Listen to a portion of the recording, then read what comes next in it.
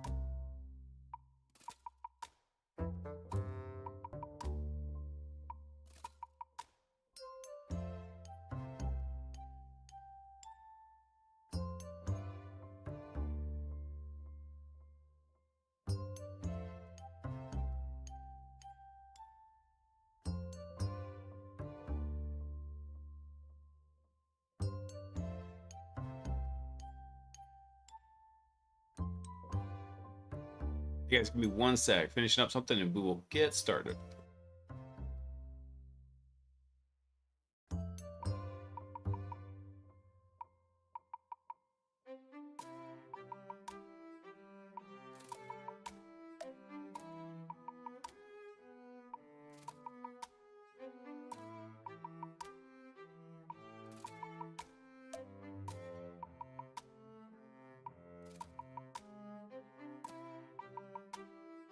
Actually, you know what I just realized? I did not change the name of the stream.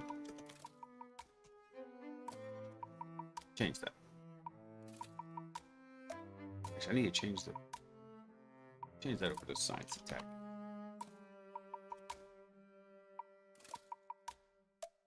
Go. All right, let's get started. What's up, everybody? All right, I'm gonna try and start, and by try I mean we're going to doing the news on Tuesday nights again because I've kind of missed doing it. I just haven't had the brain power to knock it out. In fact, now I just remembered that I forgot to do something. Crap. Hang on, what's that?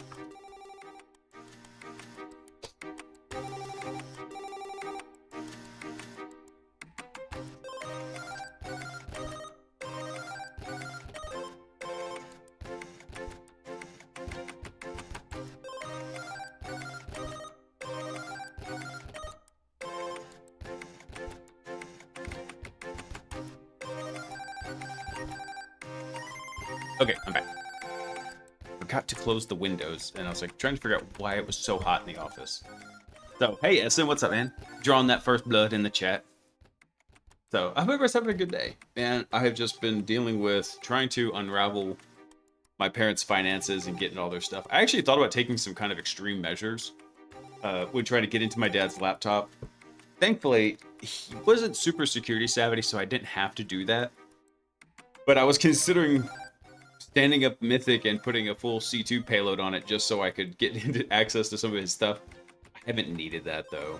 I've got access to his phone and his emails. It's been easy to go get into all of his stuff. The hard part has just been finding where everything is.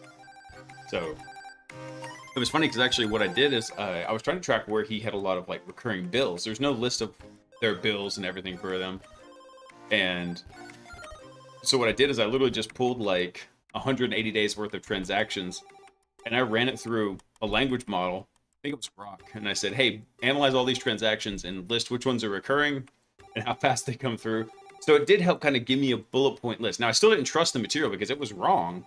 It had flaws in it, but it was a great way to like get started. Like, okay, cool, these are the things I really need to look at. Let's see, I've been trying to get into prop firm trading. I need to get back into TryHackMe. I usually used to look into prop firms, SM, and a lot of them can be really sketch. If they need you to go put money in, they're not legit. Don't go for it. If they want you to put money in to go trade for them, that's BS. And there's a couple of that I know that's what they do. And so, yeah, don't. If they have no faith in their ability to teach you and to risk something for it, then don't go for it. Avoid them like the plague.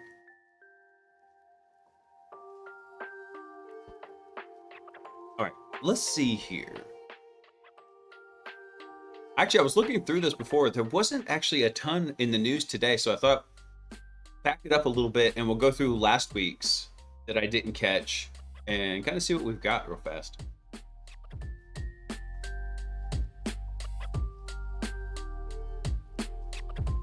Oh, they charge $50. I guess that's not bad. Wait, well, I mean, $50 US can be a lot of money depending on where you're coming from, right? In Brazil, $50 US could be like, you know, an entire month's paycheck.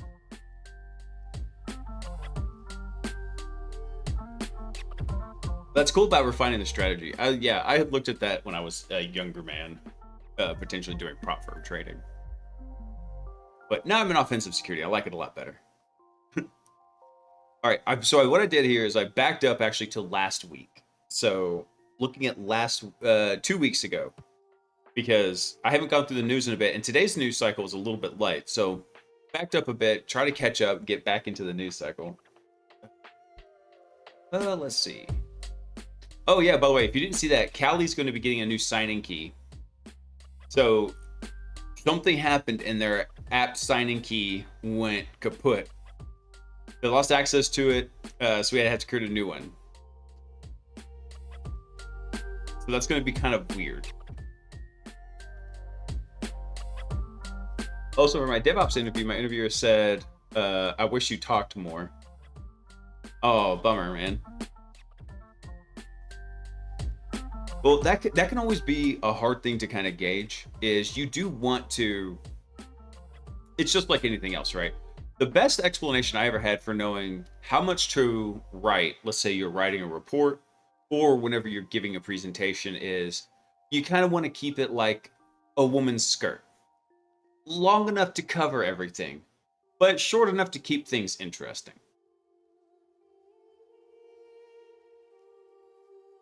Let's see. All right, let's take a look at this. So we'll start off with last week's news, actually. Well, which is actually 2 weeks ago news. But real fast. So Callie's getting a new signing key here. Let's see. App update is going to pretty much fail for everyone out there with the missing key. So we had to roll a new signing key for the Callie repository. You need to download and install the new key manually. And then here's the one-liner to do this. I guess I'm going to have to go update all my Callie installs in Ludus, which is a bit funny. Hey, Laughing, what's up, man? Yeah, I've been kind of slacking on the Tuesday night stream. Well, there was no... Tuesday night's been streaming. I just haven't been doing the news recently. I did not have the mental faculty to it. And so I decided while I was traveling for work last week, that would be like the last week I didn't do the news on Tuesday nights. So just coming back into it. Yeah, so by the way, if you have current or existing Callie installs, there's a one-liner here. And in fact, I'll drop this one in the chat. You'll have to go through and update your signing key because somehow they lost access to it. So this was posted on April 28th, right? So this is a little bit old. So this is probably already active now. What we've got here, it says, in the coming days, pretty much every Callie system out there will fail to update. You're likely to see this apt error where it says, hey, we got a missing key. We lost access to the signing key of the repository, so we had to create a new one. At the same time, we froze the repository, so nobody was impacted yet. But we're going to unfreeze the repository this week, and now and it's now signed with the new key. So as a result, there's a bit of manual work for you. There's a couple of commands you have to run here. So what this does is it gets a new copy of the GPG public key, and then it saves it over here into your Callie keyring. And you can also use the same thing. This is using wget. You could also use curl to do the same thing. Doesn't really matter. As a matter of good practice, also make sure you validate the sum. So this is the signing key value here. Yeah, they biffed the keyring again. I know, right? I was like, do you guys seriously not have an offline cold storage copy of this? Bruh.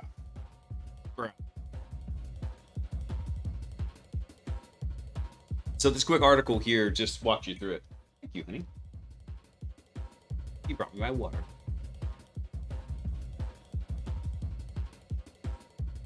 Let's see. So in some cases, you might just prefer to rebuild your Callie system from scratch. For that purpose, we updated all our images to contain the new signing key.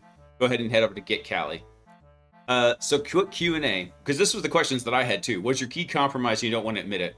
No, as you can see, we still include the old key in the keyring. If it was compromised, we would have removed it as a revocation.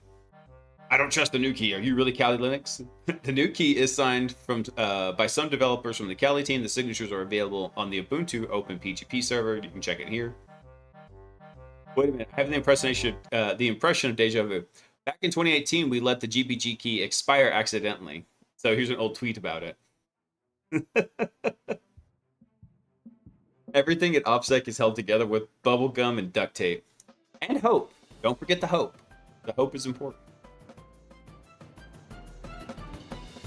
Let me rearrange this. I had a couple of other stories I was going to cover, but that was from this past week. So this is the week from news from 2 weeks ago that I'm just catching up on because honestly, with everything going on in family events, I haven't had the mental capacity to keep up with the news cycle.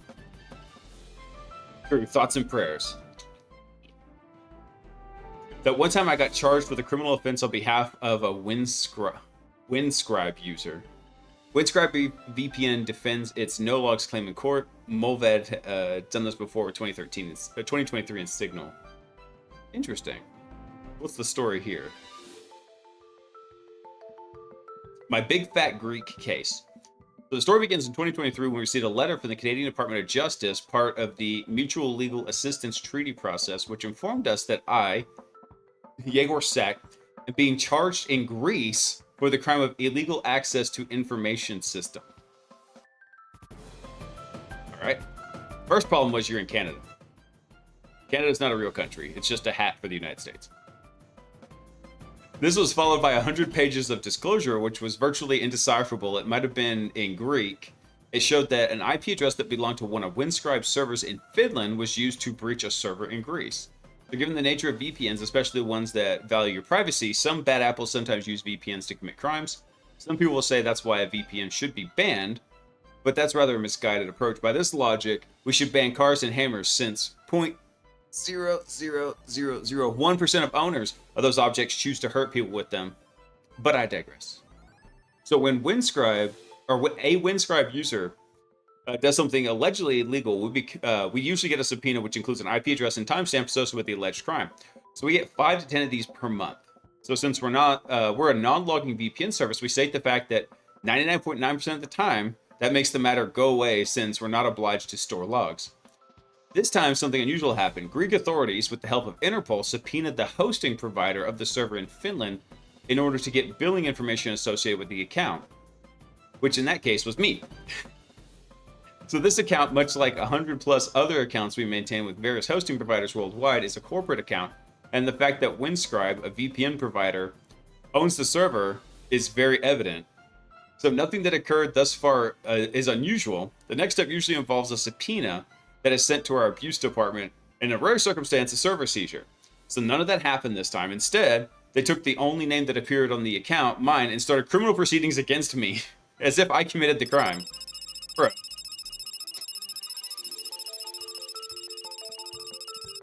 Hey, Frozen, what's up, man? Incoming transmission from Frozen_Fushin. Happy Tuesday. It said Fushin instead of Fusion. I get it, because it's got 2 S's in it, but that still cracked me up, man. Yeah, this is funny. They're like, well, you own the server, therefore it must be your problem. Like, that's kind of dumb. Let's see. So although Windscribe has legal representation in Canada, they cannot do much as far as international criminal proceedings are concerned. So we had to retain legal counsel in Greece in order to dispute the charge. This kicked off a nearly 2-year-long process of fighting this in the court of Athens. As you can imagine, it's costly, thinking 5 figures plus, and it would have been a lot faster and cheaper to simply hand over the logs in order to identify the actual culprit behind the alleged crime. However, you can't hand over what you don't have. So this is starting back in December of 23. Dang. Bussin' rhymes with bussin'.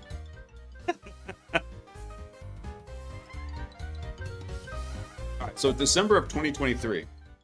First court hearing was supposed to take place in December of 23, where we were hoping the case would get dismissed. Unfortunately, due to a lawyer strike, that's the most Greek thing I've ever heard. All cases pushed forward, so we got a new date in March of 24. A lawyer strike. That is the most Greek thing I think I've ever heard. We got our first hearing, and it didn't go as planned. We were informed that I'm now a co-defendant in Morocco, and the Moroccan authorities didn't submit the necessary documents for the case to proceed. So we tried to separate the 2 cases, however, weren't successful. So the matter was postponed once again until April of 2025. The wheels of justice do indeed move slowly. Yep. Let's see, on April 11th of 2025, finally got a day in court and was found not guilty, or rather the case was dismissed. Hooray! So he had to go all the way from December of 23 to April of 25. Oh, that's funny. So we obviously don't condone the use of Windscribe for any criminal activity. Some crimes are indisputable and universally frowned upon, like fraud, hacking, child abuse material, revenge porn, or extortion. And we would love to help people in jail, or love to help put people in jail who do these things. However, in order to do that, we would need to keep extensive logs, and once those are known to exist, we'd have no choice but to cooperate with legal authorities in various countries when it comes to any kind of crime, which include insulting Mohammed, insulting Mohammed bin Salman al Saudi's beard, jail time. Compare Xi Jinping to Winnie the Pooh, jail time. Spoke ill of Ali Khamenei's glasses. Worse than jail. Straight to jail. Yeah. Insult ultimate glorious leader. Straight to jail. So the law was pretty cut and dry. If you have the data, you have to provide it. And if you don't, you don't have to. And in fact, guess what? That's a crime. We're going to say very much guilty of, and that's fact for the case. So I had actually never heard of Windscribe. I might have to check them out for VPN usage. Actually never checked them out. I'm going to change it when I get a chance to Frozen Fusion. So it's a gamer tag my kids gave me when they were young, and I just kept it. Get ChatGPT lawyer on demand. Yeah, no kidding, right? Let's see. Oh, by the way, this was actually a cool update. I just heard about this, and I didn't realize this was this old of news, actually. Android phones are going to start doing the usual 3-day reboot, basically copying the feature that iOS implemented, which is great, because if you're not familiar with how mobile forensics works, essentially your phone will exist in one of two states. And that is when you first boot it up, that's before first unlock, BFU. And in that state, everything is the most secure because there's been no chance to decrypt any data and put it into RAM. And then there's AFU, after first unlock. And that is you've unlocked your phone, you've used it, and then you have relocked it. There's still data in memory now that has been brought up and unencrypted using your password, biometrics, whatever. Speaking of which, biometrics are not covered by the Fourth Amendment, but passwords are. So make of that what you will. There happens to be a neat little feature on Android phones where if you hold down the button and then you just hit restart or lockdown mode, it actually puts it into a state very similar to before first unlock. And I think iOS has the same feature. I think you push the power button 5 times, it'll lock it real fast. So, but now it looks like Android phones are going to copy that same feature that iOS had. So a silent update rolling out to virtually all Android devices will make your phone more secure. And all you have to do is not touch it for a few days. The new feature implements an auto restart of a locked device, which will make your personal data harder to extract in the coming days. Part of Google's Play Service update, so there's nothing you can do to speed along the process. Well, this article was from April 15th. Well, it says, I think last updated April 15th. Oh, no, it was from April 15th. My bad. Basically, it's the same kind of thing that iOS was doing. Now, after 3 days of no usage, it will reboot the phone and put it to a before first unlock. I remember whenever iOS pushed this out, and a lot of forensic shops didn't know about this, because what they'll do is whenever they confiscate a cell phone from somebody and they want to try and get digital forensics on, what they do is they put it into a Faraday bag, and then they put it on a power charger. So they'll leave it in a powered on state in that bag, and so that way there's no data coming in and off of the box. It's just a power charger. And then all of a sudden they noticed all these phones had rebooted and made the mobile forensics guy's job a lot harder. So I'm glad to see that actually that Android is now doing this. I'm glad to see that. Let's see. Yeah, this is a similar feature known to as inactivity reboot that Apple added to iPhones in iOS 18.1. This actually caused some annoyance for law enforcement officials who believed they had suspects' phones stored in a readable state, only to find out they had rebooted. And then it goes on to describe about the before first unlock, things like that. I tend to do that sometimes with these stories I'm familiar with, where I get ahead of the story. But the early sluggishness of Android systems to update prompted Google to begin moving part of the OS to the Google Play services. So this collection of background services and libraries can be updated by Google automatically in the background as long as your phone is certified for Google services, which most are.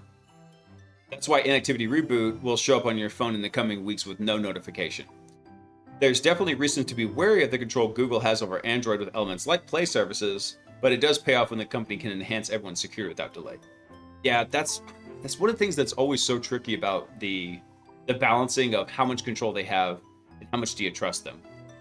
Honestly, I wish Google had left the "don't be evil" as part of their stuff.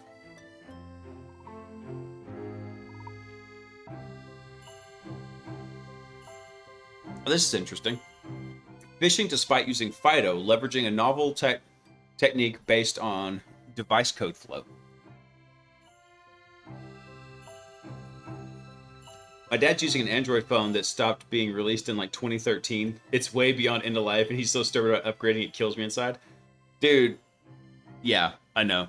There are folks that I know that are still using flip phones, and I'm like, I call them potato phones because like it reminds me of GLaDOS from the heck was it from Portal 2 when she just gets like extracted and put onto a potato. That's what it reminds me of. You got this very advanced circuitry running on the energy source of what could essentially be a potato battery. Let's see here. What are they saying? So phishing-resistant multi-factor authentication like hardware tokens can be bypassed if device code flow is enabled in Azure Entra. Oh, I see where they're going with this. Yep. Good old Entra. So even if the hardware token is the only allowed authentication method, this novel extension of the technique uses a shadow browser and instantly redirects the victim to legitimate sites. Sweet. Let's take a quick look at this. Even though I'm not doing much phishing these days, I still like to keep up with what's going on in the latest phishing stuff. He's using a YubiKey for his work multi-factor instead of it just his phone because he refuses to put a passcode on his lock screen. A phone that was manufactured in 2013, though, laughing. I mean, heck, I can't even imagine which version of Android it's probably running. Hold on, what was this one? This said, I don't know if it listed which version of Android. Well, I mean, because this is all rolled into Play services, it's not rolled into Android itself. So I don't know which versions of Android are supported for the 2514 version of Play services. That'd be interesting. Wait, let me see. Let's see what they're talking about here. So this novel technique leverages a well-known device code phishing approach. Oh, I know. Okay, I know exactly where they're going with this. Yeah. It dynamically initiates the flow as soon as the victim opens a phishing link and instantly redirects them to an authentication page.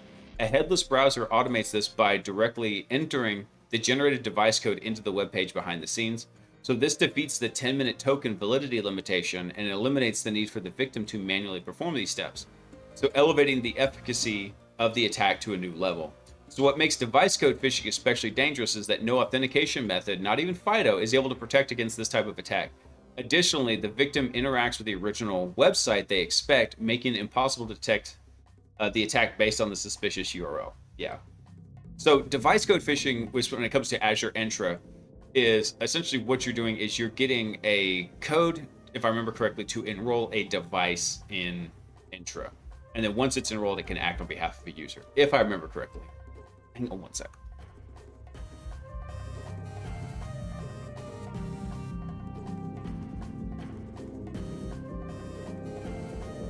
One sec, I'm blowing my nose. I didn't want to do it on camera.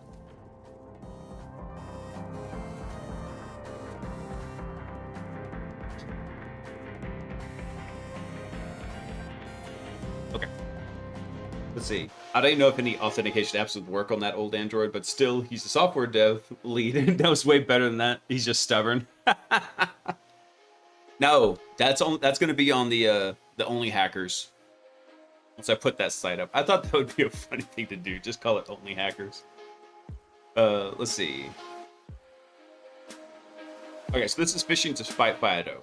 So FIDO is a hardware key, like this guy right here, like a YubiKey, right? So you have one of these hardware tokens, and what'll happen is there's a protocol to communicate with it. You literally push this little button on here, and then that tells it to initiate the signing of some data, passes it back and forth, and that's what allows you to actually act as your multi-factor. So if you're using FIDO within your authentication process, the assumption here is that the user is resistant to phishing. However, if you use FIDO in combination with device code flow, which is a device authorization grant, turns out the authentication procedure is no longer phishing resistant. So because of the nature of the device code flow, you are authenticating on a different device than the token is actually issued to. The FIDO mechanism cannot enforce phishing resistance on an out-of-band channel. It's basically nothing new that the device code flow can be used for phishing, but in the non-FIDO era, it doesn't matter if you were phishing via device code flow or SMS or push or voice authentication. Now, when you're using exclusively FIDO as the sole authentication method, and therefore downgrade attacks cannot be utilized, it might not be so obvious that phishing resistance can still be undermined. Okay, let's say because device code phishing, this is nothing new. This has been done for a while. It looks like what they're doing is they're clearing up the misconception that if your only factor of authentication for your MFA was FIDO, a hardware token, it doesn't make you phishing resistant because of this device code flow. So if you're using those with FIDO, the FIDO is not going to necessarily be your protection here. So I just want to make it crystal clear, this is not a flaw in the FIDO protocol. FIDO continues to deliver on its promises, remains true. However, looking at the entire authentication flow, it is vulnerable to phishing because the device code flow introduces the issue. So even though it's a general problem whenever the device code flow is used in combination with phishing-resistant authentication methods, I'll describe it using Azure's Entra as a concrete example. So let's assume that you use FIDO authentication methods in your tenant. You configure a conditional access policy to enforce FIDO authentication in every app via the authentication strength policies. You might assume this configuration makes the authentication process phishing resistant, but that's wrong. An attacker can exploit the device code flow to phish the token, bypassing the phishing resistance. Let's see. So I'm going to skip this about the reference for a deep dive portion. Let's see. Already existing attack model. You can see blogs describing device code flow phishing techniques with a certain limitation for the attackers. The assumed attack model typically follows these steps. The attacker starts a device code flow and receives a user code. The attacker sends the code and the device code URL to the victim. The victim opens the device code URL, enters the user code. The victim completes the authentication. The attacker is authenticated. So the consequence of this attack model is that once the code is generated, the attacker only has 10 minutes to convince the victim to open the URL. So I agree that this would not be an easy task for an attacker. Additionally, convincing a victim to manually enter a code can often appear more suspicious than simply asking them to open a URL, making the attack even more challenging. So let's look at how they've kind of novelized this. So a more sophisticated version of this, with keeping in mind the limitations above. So the attacker sends a URL to the victim. The victim opens that URL. When the URL is opened, a headless browser is started, performing the following automation steps. It starts the device code flow with the tenant and client ID, opens the device code page and enters the corresponding user code. The device code web page forwards to the URL for interactive authentication, and it returns the URL for interactive authentication as a redirect to the victim. Ooh. So what they're doing here is they're doing something that's called a browser in the browser tag. I'll explain that in just a second.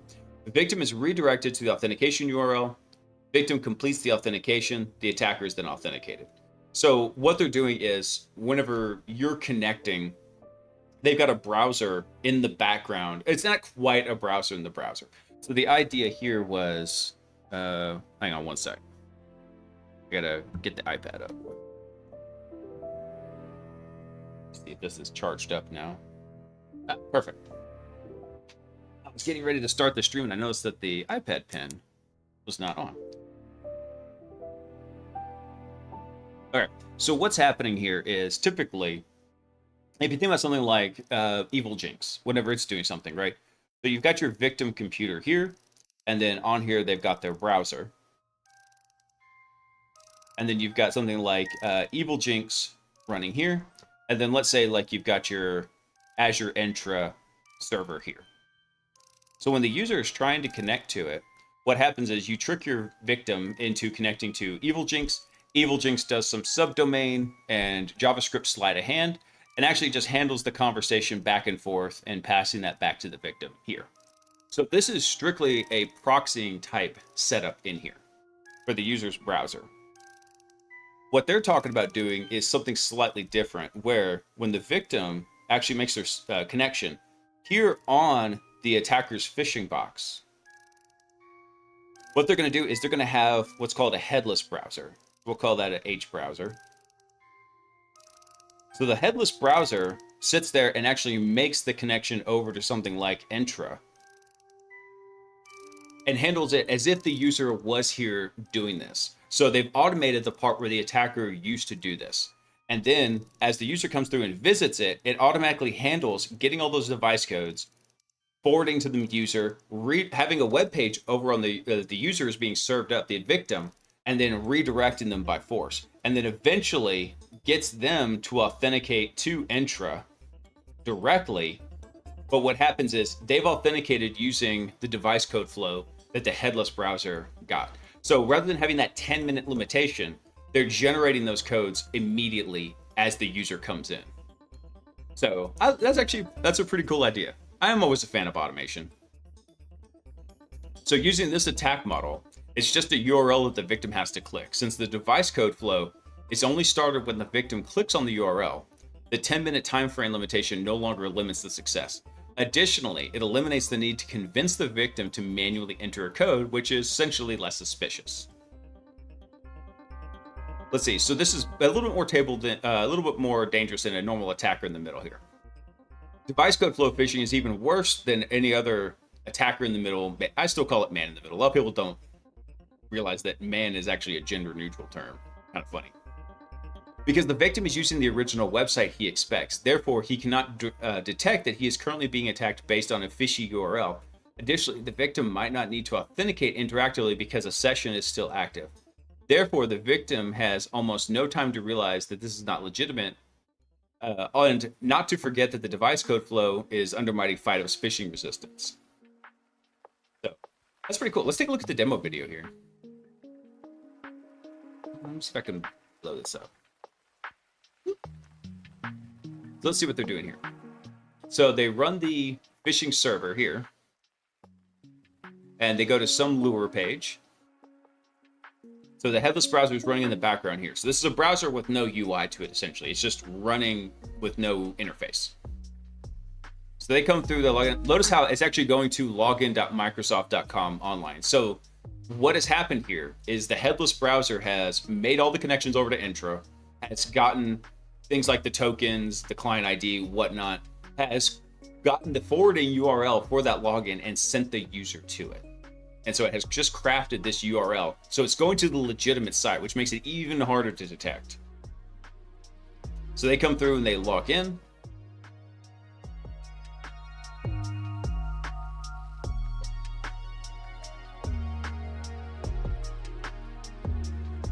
It took forever to click the next here.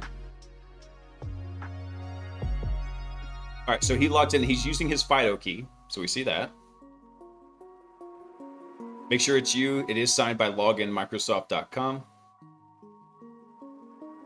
Enters the little password, touches his FIDO key, and then continues. Oh. So after it does that, now it has access token right there. Real simple. So like I said, that does make it a lot harder for a user to detect, because after seeing how they're doing it, it is, like I said, it's a little bit different than that diagram I was talking about. Yeah, it's pretty cool, SM. I agree. Hey, Chris, what's up, dude? So certainly this tool can only be used against Microsoft Entra users. However, the technique itself is not limited to that particular vendor. So that's pretty awesome. And then also here's a list of tools like, hey, once you have that token, all sorts of fun things you can do. You can even use it, I believe, in road tools. You could use that authentication token. That's pretty sweet. I like that. Okay, so that was actually a little bit more novel than I was thinking about how they were doing it. I like having that headless browser in the back end. Although that should be something that should have been... I can think of some defenses for that off the bat. One thing you can do is, you gotta think, if that's coming from the attacker's computer, and let's say that's hosted somewhere, that could be suspicious. You can have access policy to say, hey, by the way, this is coming from... not from the user's device or an IP address even close to the user, right? It's coming from somewhere else. So if you really actually wanted to be stealthy, you'd have to have it forward to them somehow into a proxy that is near their location.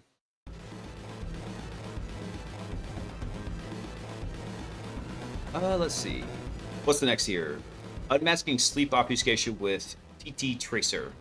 So traditional memory dumps are ineffective against implants leveraging sleep obfuscation, since you'll most likely be dumping junk data. However, since tttracer.exe is taking capture of full execution, if we capture for long enough, the decrypted implant should be recorded.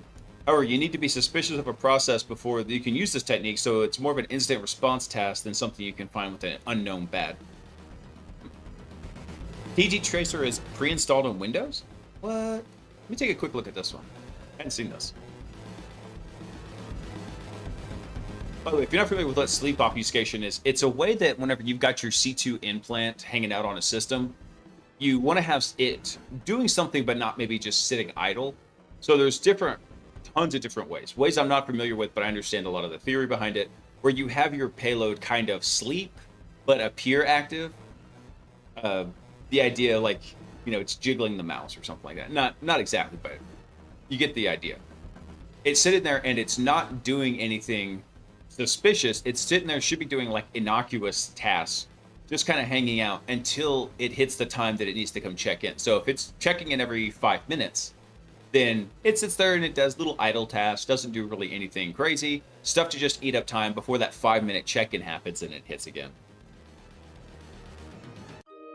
Is this a blue team tactic trying to discover the C2? Not necessarily. This would be more of an incident response tactic, Chris, where you have something that has led you to be suspicious about the target, and then you start looking at your process list saying, okay, I think this process is the suspicious one. You hit it up and then you say, okay, cool, now I want to do some forensics on it. What can I do? So this tool, TT Tracer, could go through and actually get you a trace of execution, and in theory, get you the unencrypted copy of the payload. Because remember, when attackers send you malware or payloads, so that typically it's encrypted in memory, so it doesn't get detected. Well, then whenever it's done executing, it re-encrypts itself, or it takes the unencrypted version and blows it out of memory so it's not there anymore, and leaves it so that way it can't be gotten through forensics. So this guy is saying that what you have with this built-in Microsoft tool is a way to capture for long enough to, in theory, capture a copy of the unencrypted payload in memory. I have my beacon touch Alsace every few seconds so they know that I'm there. That's a fucking terrible idea. Oh, man. I can tell this has been a rough week because the swear jar has gone up quite a bit on stream. Oh yeah, so all the streams are recorded. You can watch them, I think, for up to a week or two on Twitch if you want to watch it on Twitch. But they're also streamed over onto YouTube, and honestly, that's the better place to go watch the archive, is over on YouTube.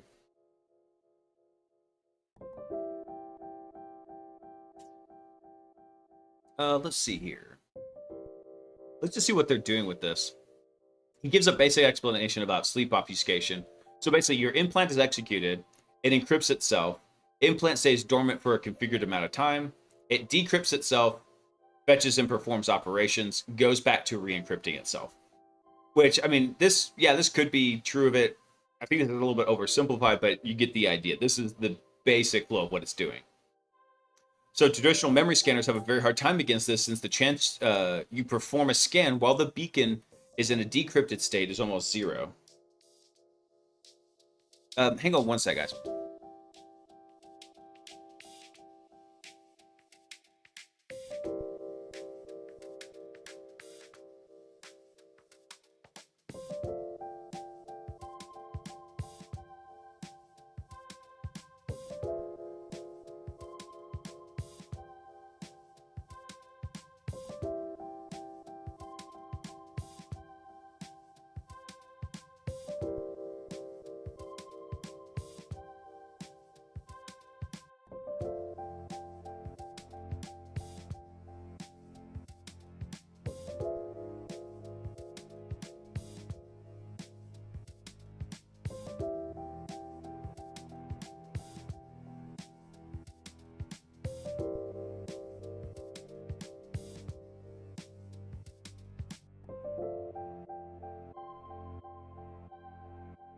Hey guys, hang on one sec. I apologize. I gotta check on something for my mother. She's having a particularly rough time, understandably, because she and my father were married for 50 years. So you don't just turn off a 50-year relationship overnight.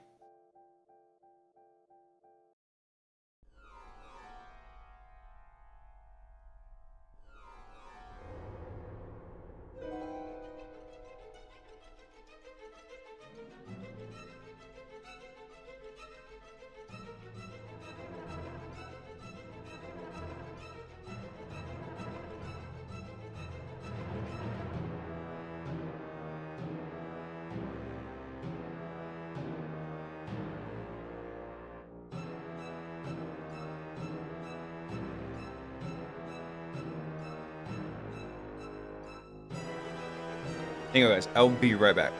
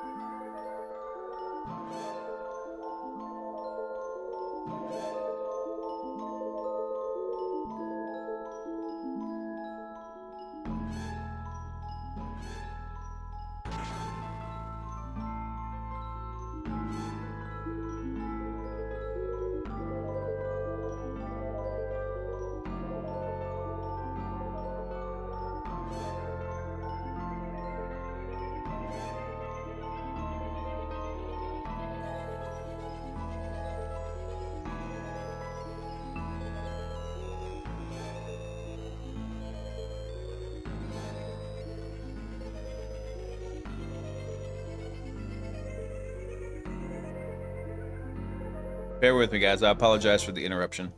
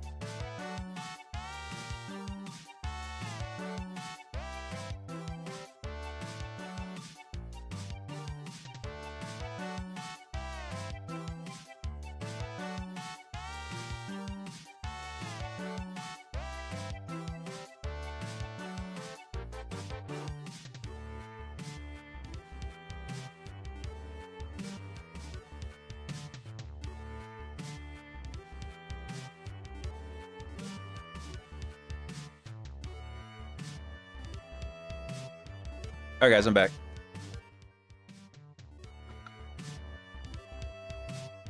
Sorry about that. All of a sudden, by the derail. Thanks for coming online, brother. Appreciate the follow. So I got a whole mess of messages about some stuff changing on my dad's accounts, and I'm the only one with access to those accounts, so that shouldn't have been happening. I had to go through and do some security checks on it real fast.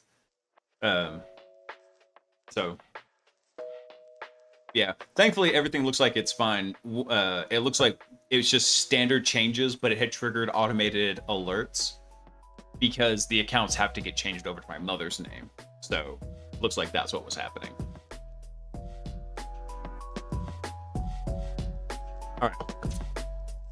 Okay, back to where we were. Let's see.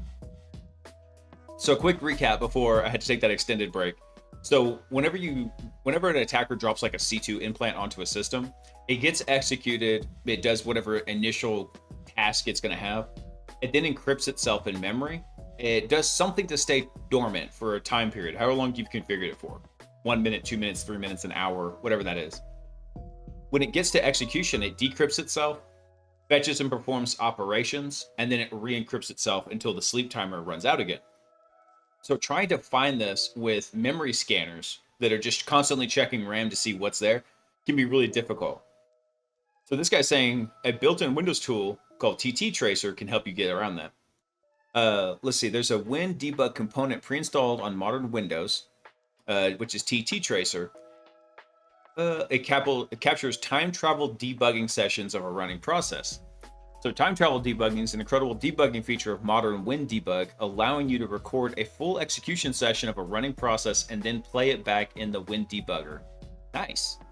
So not only can you play back the execution, but you can also step the instructions backwards, which is incredibly useful if you make a mistake and want to replay a certain section of execution. Cool. So traditional memory dumps are ineffective against implants leveraging sleep obfuscation, since you'll most likely be dumping junk data or the sleep data. However, since TT Tracer is taking a capture of a full execution, if we capture for long enough, the decrypted implant should be recorded. Shut up, baby. I know it. So for this proof of concept, I'll be using a Havoc demo implant with the Eco sleep obfuscation, executing it and using TT Tracer to capture part of the execution session. Then what we're going to do is we're going to pull the trace file and extract it and get the unencrypted implant. Nice. Nice. Let's see. So to keep the proof of concept simple, Havoc will be executed standalone in an exe format. Real-time analysis will be slightly harder since you'll be capturing the execution of a legitimate process what the implant is injected into. However, the overall concept still applies. Now, I wonder if there's any anti-debugging methods that might break this. I'm wondering how it's actually tracing the execution. Is it attaching a debugger? Is it getting like debug privileges? I'd be curious to see. So since my Havoc config is set to sleep for 10 seconds, I waited 20 seconds just to make sure I had time to decrypt and then end the trace using Control-C. Okay. Frozen enjoying those cookie monsters. I love that. I love those emotes so much. So would the replay or capture be helpful in red team practice? Like, what about in the field work operations? Does the replayability make that much of a difference in the workspace? So that's what I was saying, that this wouldn't help with detecting an implant. This would help with triaging a process you suspect has the implant. So let's say you've got a suspicious process running on a system. Notepad.exe is making network calls. Really sus. Then you might say, okay, I'm gonna do a time travel trace against Notepad.exe, and then let it run for, I don't know, maybe an hour to a half hour, and see what it's doing and try to capture data out of it. All right, so now we have our capture. We can open it in WinDebug. So what we'll do is we're going to start by finding the status of the text section. We can do this by running the lm command. Very cool. Let's see, so we can see at the start of the address, the main module is this 77ff yada yada yada address. So if we open the memory view, we observe what appears to be just junk data. Right, there's nothing here that's readable, no strings, nothing like that. So we've got a few options to break the trace at a point where Havoc is decrypted. So we can set a breakpoint on a network function, as we know that it's this can't be performed while sleeping. Good idea. And we can attempt to breakpoint on changing bytes in the text section. Note that is, of course, this method requires more trial and error, especially if the implant utilizes module stomping, as you might need to check multiple modules. Yep. So what they did is he set a breakpoint on the win HTTP module here. I followed that. I'm getting smarter. It's happening. Chris, you're getting there, man. I was actually just telling Agent Zero about that. I forget how we got on the topic of like talent and what it means to be a natural. We've been watching My Hero Academia together. It's slightly a bit advanced for him, being 6 years old, but he really likes it. Some of the slower episodes with a lot of like story and plot development exposition, he's not so into, but he really likes the fights. Especially likes All Might. And when I do the All Might voice, he just cracks up. I am here. But I was talking to him because I think someone had said Izuku's got a lot of natural talent, the main character. And he was like, Daddy, what's talent? And so we started talking about it. And I was explaining to him that, hey, talent will get you very far, but not as far as hard work. And the people that you really hear about, like the legends of something where they were just amazing, what they had was natural talent and hard work. They had those two together. I don't particularly think of myself as very talented, except maybe in some non-linear thinking, problem-solving ways, abstraction of ideas. In that area, yeah. But for the most part, I just work really hard. I don't think of myself as like massively talented or exceptionally talented in any particular area. I just work really hard. So I told him, it's like, you can overcome somebody who is lazy with talent if you work hard.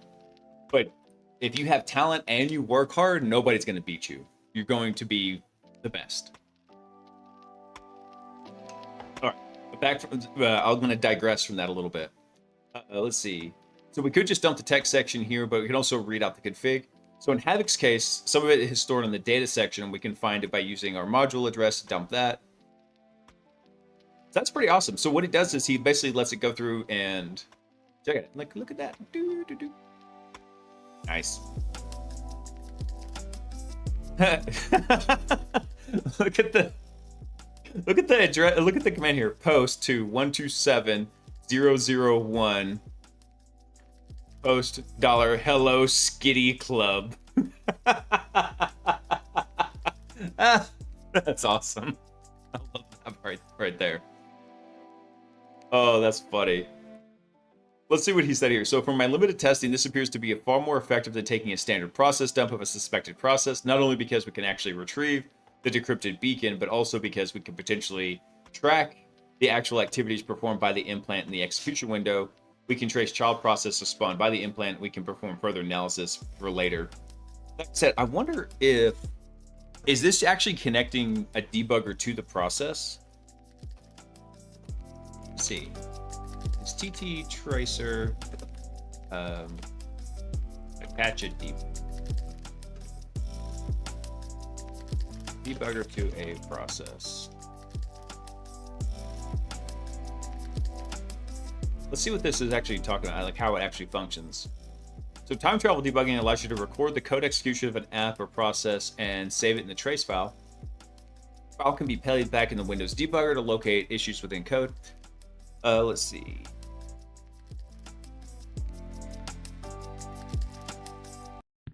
All right, let's look at this real quick.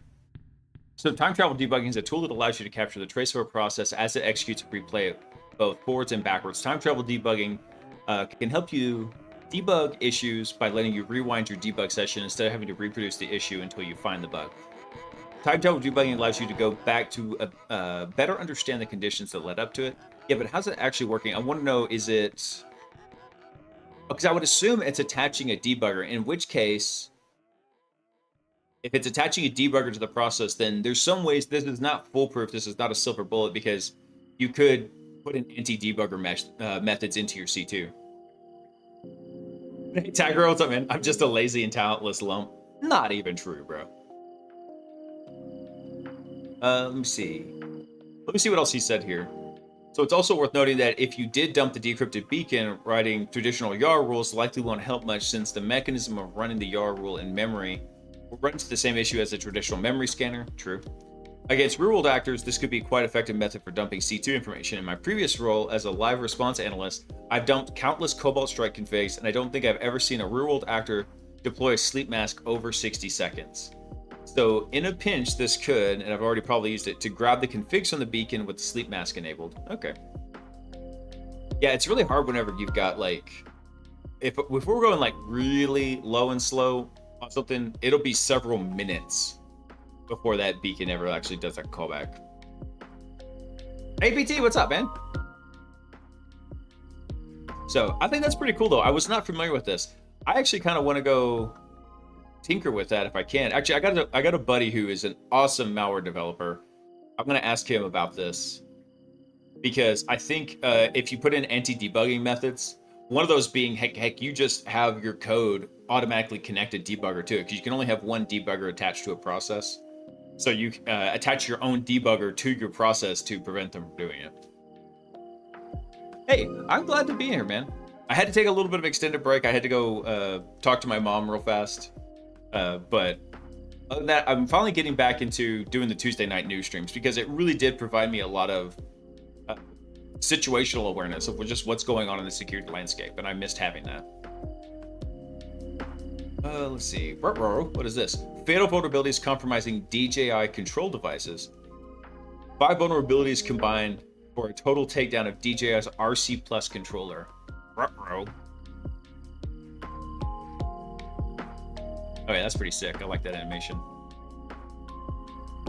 Let's see. So this is from an outfit called darknavy.org. Dark Navy consistently focuses on the construction and breaching of drone security defenses. So in this research, we discovered a fatal exploit chain in DJI remote control devices, leading to the complete compromise of the security defenses within the DJI remote controller. Interesting. Let's see. This is really cool. I want one of these. I don't know how much they cost, but that would be sick to have. They probably cost way more than my car. That's just so sick. Just, and you put a little handle on top there. That would be sick. That'd be amazing. Let's see. Drone ports integrating control and takeoff landing functions have become core nodes for remote dispatch. Users can not only manually operate devices through remote controllers, but also issue flight missions to drones through airport connections, through airports connected to the cloud. Cool. Oh, I love the little diagram here. This is great. So when we focus on the implementation of complete drone automation, we discovered that various attack surfaces exist across remote controllers, airports, cloud, and drones themselves. So we got our RC controller here. We've got our drone port, which is the little awesome animation here of the drone taking off. Love that. So we've got a software-defined radio connecting the RC controller, the port, and our drone. We've got some kind of diagnostic information going to the user. That's going over to the cloud. The port and the drone both have LTE connections, which is interesting. So yeah, there's a lot of areas of potential interaction here. So in this article, we're going to focus on 2 important parts. The DUML protocol, DUML, used in various DJI devices, an exploit chain composed of 5 vulnerabilities in the DJI remote controllers. Nice.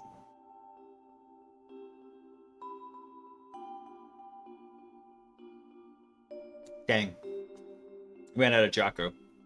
Not sponsored by Jocko yet. I'm working on it. By the way, Sock was finally cleared. She's off restrictions now and can start exercising again. So now I have no excuse. I got to start exercising again too. It's been so much going on. I used to be a state champion drone racing pilot. Now everybody and their mom asks me if I know how to secure or hack drones.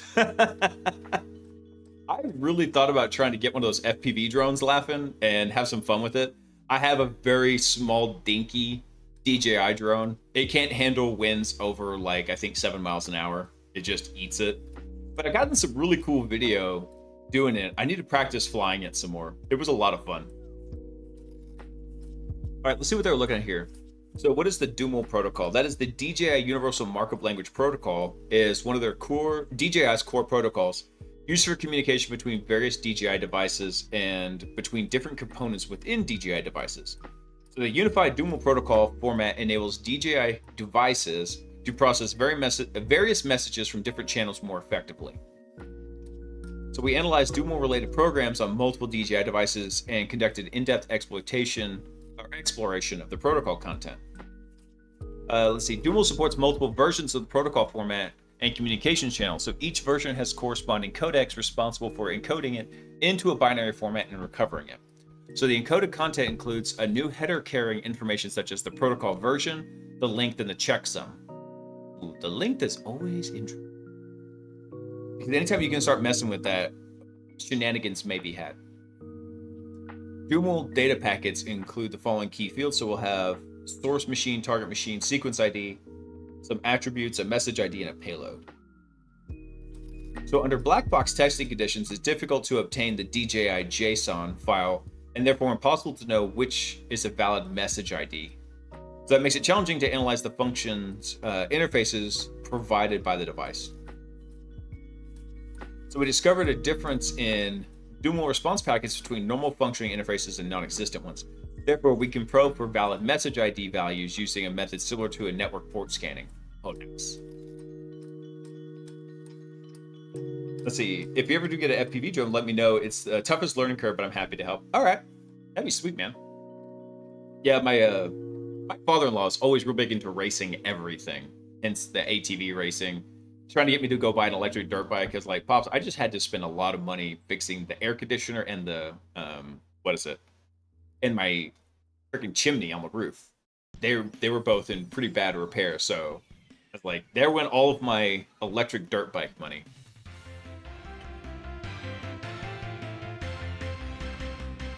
Yeah, there's a lot of actually really good racing pilots in Texas. I don't doubt it, man. Texas is, well, first off, it's just such a huge area, right?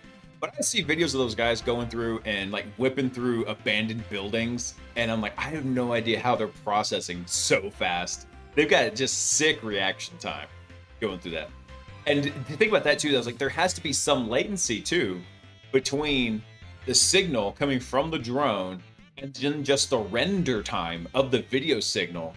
I don't know I don't know what is the latency like for that, Laughing, whenever you're flying those FPV drones.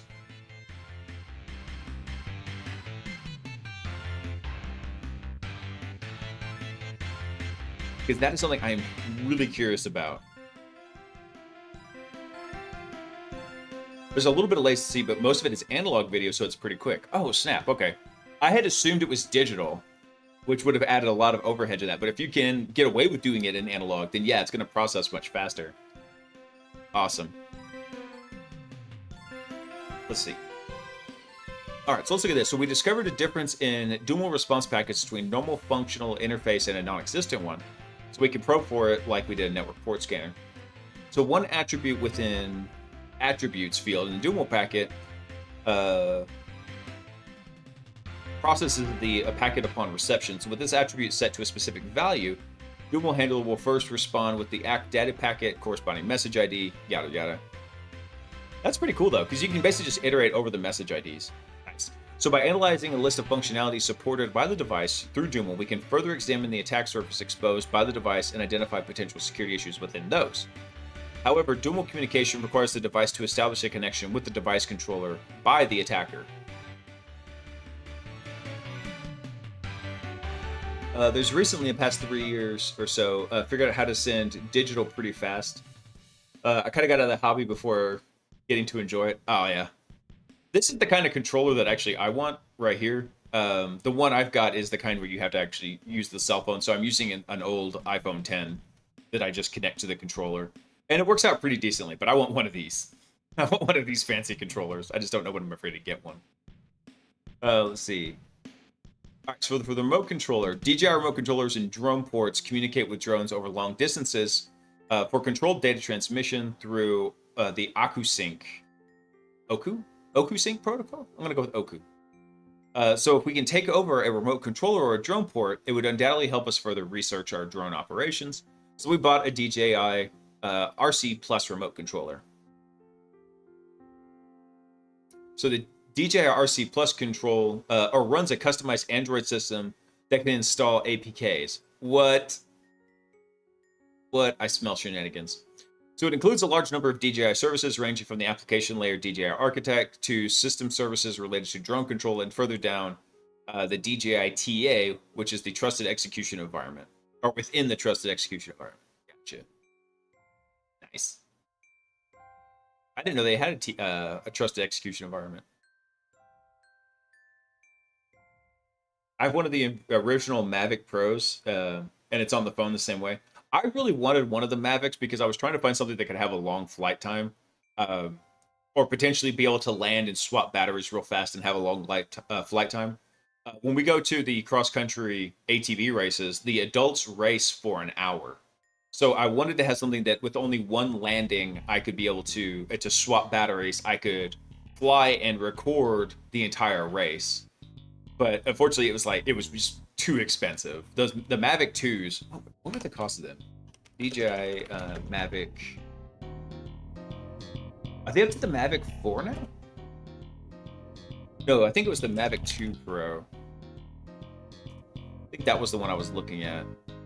How much are these now? Okay, they've come down in price. They used to be like $1,500. Let's see, do they have a Mavic 3 now? They do. Wait, are they all the way up to the 4? Has it been that long since I looked at it? Oh, so they have released the Mavic 4, but not in the US. Probably because there's some stuff going on with DJI and sanctions in the US. I had 2 batteries or more for what I think when I recorded some different events, so like 40 minutes of flight time. Yeah, and see, that's what I was trying to find was, or heck, could I even just tether something so that I could get the drone up real high with a great zoom on it and be able to like see the entire track? Because it basically always makes like a circle. So if I could find a good viewing area in the middle of the track, put a tether on that drone, get it up high with like a super lens and get it, but it was going to be so expensive. It was going to be probably at least 10 grand to set up that setup. And I'm like, that's probably 8 more grand than I could get Sock to swing before she just like murdered me in my sleep.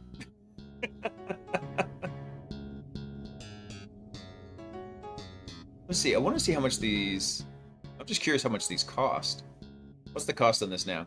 Yeah, so the new version. This is what I remember the Mavic 2 costing. I guess it's come down in price quite a bit since the 3 is out now.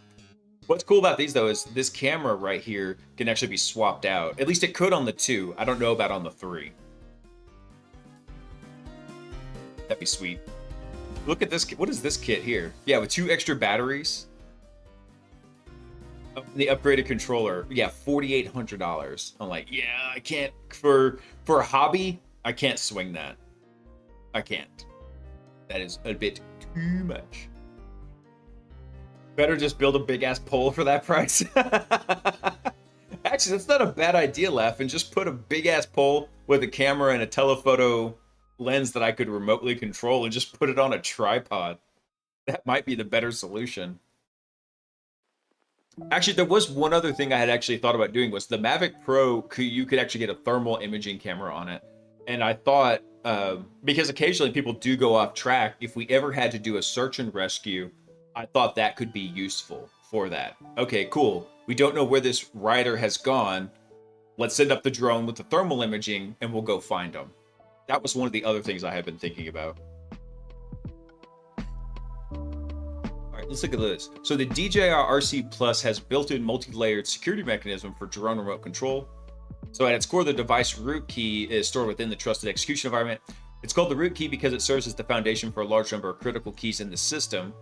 The DJI TA utilizes a key derivation function to derive various keys from that root key, which can then be used for other components during authentication and encryption. That's pretty sweet.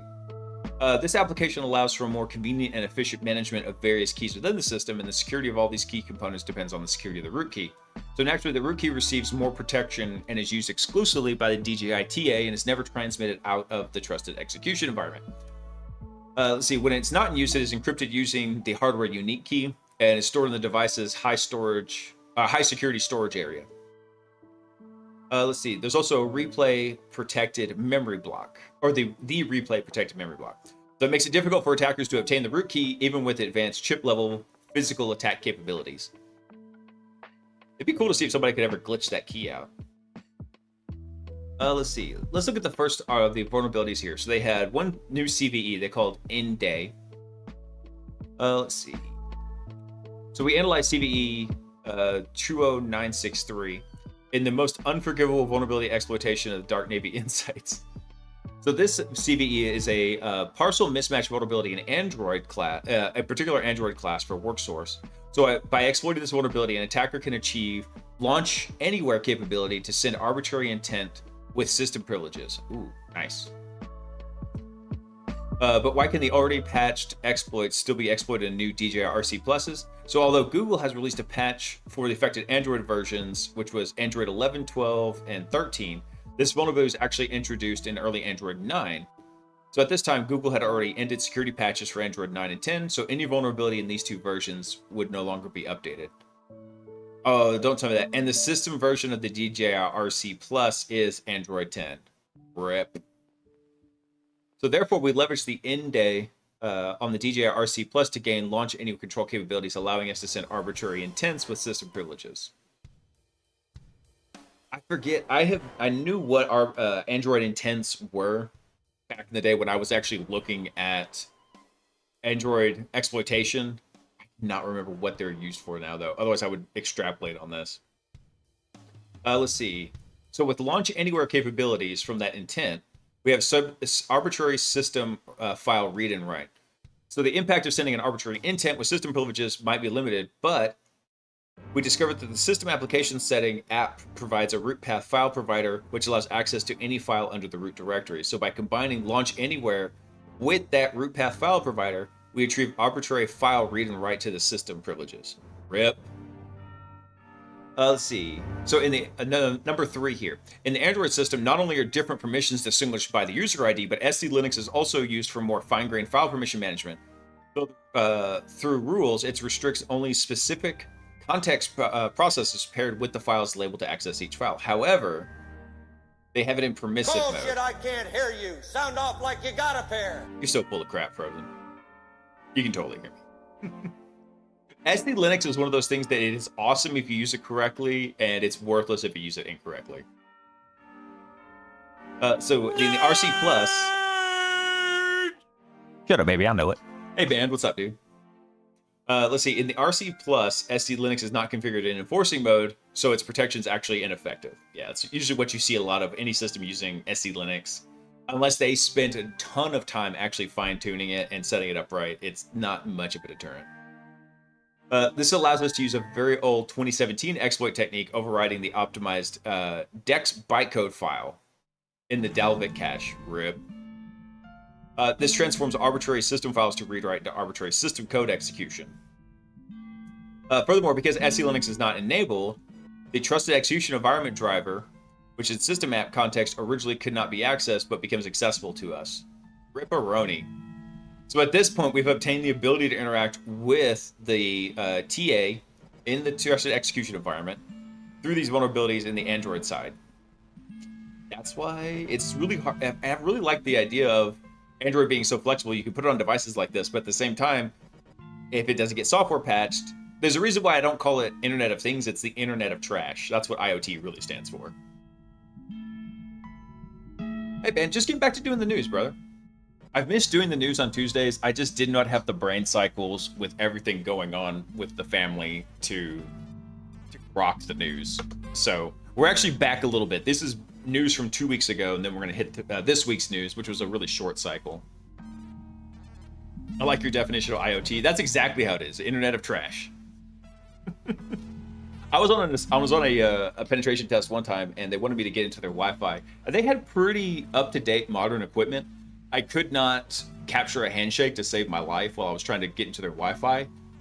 Nothing was responding to deauthentication packets. So typically, if you want to break into modern Wi-Fi, which is not WPA3, that is a whole different beast and is a major pain. And there's not really any good attacks against WPA3 yet. But for WPA2, what happens is those machines, when they talk back and forth, they do like a little handshake protocol. When that handshake happens, if you capture that, you can attempt to crack the Wi-Fi password using something like Hashcat. Not a very difficult process at all. I just could not get any handshakes to capture. So one of the things you can do is if certain computers, cell phones, things like that are not set up properly, you can send a deauthentication packet, which is a standard packet as part of the Wi-Fi protocol, and tell that computer to deauthenticate or disassociate from the Wi-Fi network. Well, typically what happens is they're set to rejoin automatically, so they rejoin to the Wi-Fi network, and when they do that, they do the handshake. You capture that, you can attempt to crack it offline.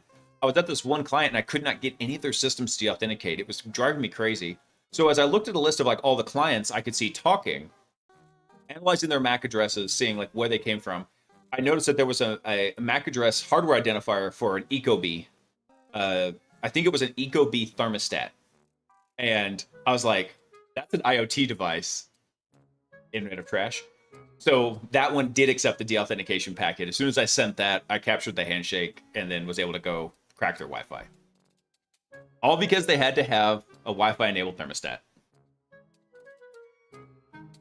And you think that's kind of crazy, but think about it. I think that was the way the Sands got compromised. I think it was the Las Vegas Sands. Las Vegas Sands fish thermometer. I want to say it was them. Was this the... Let me see. Which hotel was this? What did they do? What was the casino? No, go away.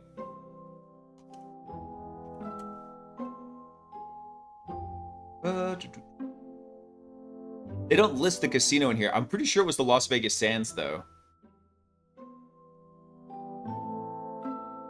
Anyway, so what they did was they actually found a way to get access to the internal network by compromising a thermometer in the fish tank. I could be mistaken. Anybody watching from Sands, don't hate me. I thought that was what I had heard. I'm just an idiot who streams online. Trying to protect the casino. Yeah, no kidding, right?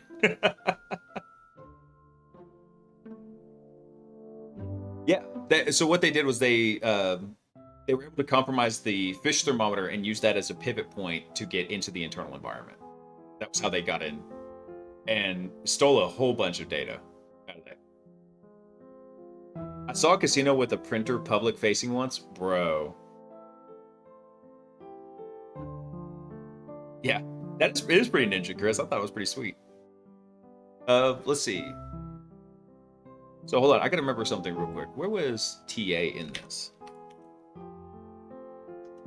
What they were...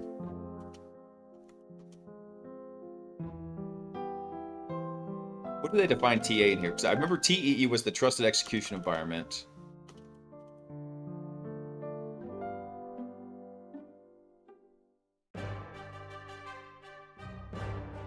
DJI TA. What was that?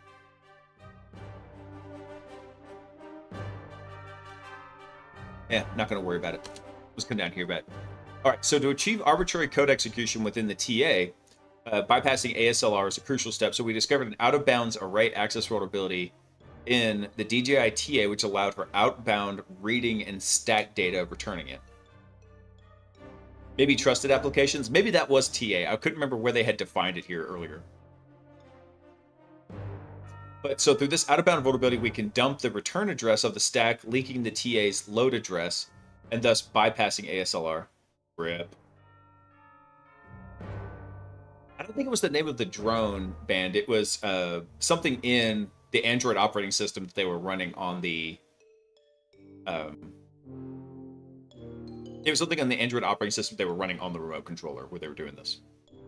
And then they got a Stack Overflow. So we discovered another Stack Overflow vulnerability in the TA, which allowed for arbitrary length and arbitrary context Stack Overflow. So we exploited the stack frame vulnerability of the vulnerable function, parent function, and achieved code execution via a ROP gadget. Nice.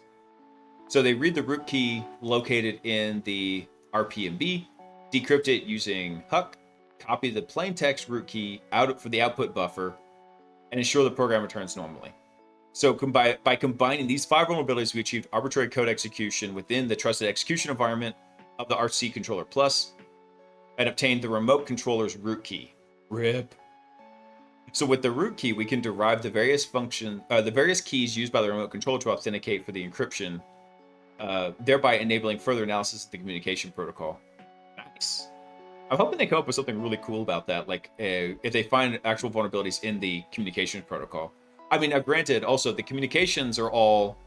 Oh, I just noticed this. This was actually from March 21st, so this was actually pretty recent. Yeah. But all those communications, they're encrypted with keys that are derived from that master root key. So they can do, with it, they can do further analysis. But essentially, that's a little bit of a moot point. What they'd have to do is be able to take that stuff that they find using the root key and see like, hey, could we then find something using this data, but then back it out to where we don't need the root key? Could we potentially find something where, hey, if we send a compromising packet, we could actually exploit the device? In Android, a TA environment refers to a trusted execution environment, security hardware-backed zone of the device with sensitive data and operating handlings. Trusted applications, which is the TAs. Okay, so it was trusted application. All right, that was a good call, APT. So these are specific apps designed to run within the TE, performing sensitive operations like decrypting protected content. Gotcha. I'll be your co-host. Word. We can make that happen. That's pretty awesome, though. I love seeing whatever you get these combinations of exploits, because that's a bit more real life to what you're doing whenever you're doing any kind of security research. It's very little just one and done.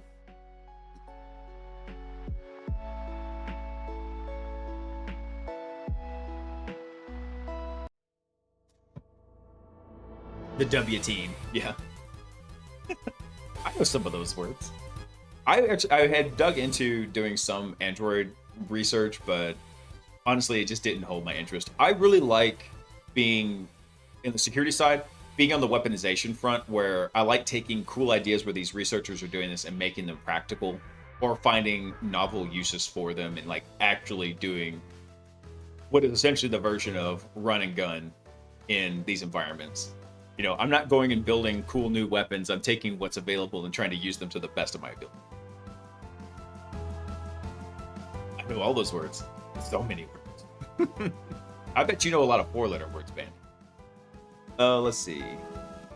Having fun with GitHub. So a few different techniques to spoof GitHub commits, but the most fun is using issues to send emails from GitHub with your content.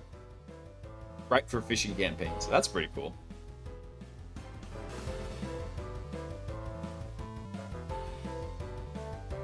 See here. Let me take a quick look at this one, because this one sounds pretty interesting. Let's see. So it's possible to spoof commit authors, spoof contributors, host hidden payloads under github.com, and use issues for phishing. That'd be kind of cool. Spoofing commit authors is actually not very hard in GitHub, because it's very trusting whenever you push stuff up there. Let's see. So if we want to find a victim, so we find somebody that we want to spoof. Let's see. So we need to find their GitHub profile, which is easy. It's usually in the bottom left corner. So what you do is you open the commit details in a real commit, not a merge pull request. You add a .patch to the URL to see the real git patch message. So in this case, it's like, hey, who it came from. And then here what we use is we use our needed username and the user email.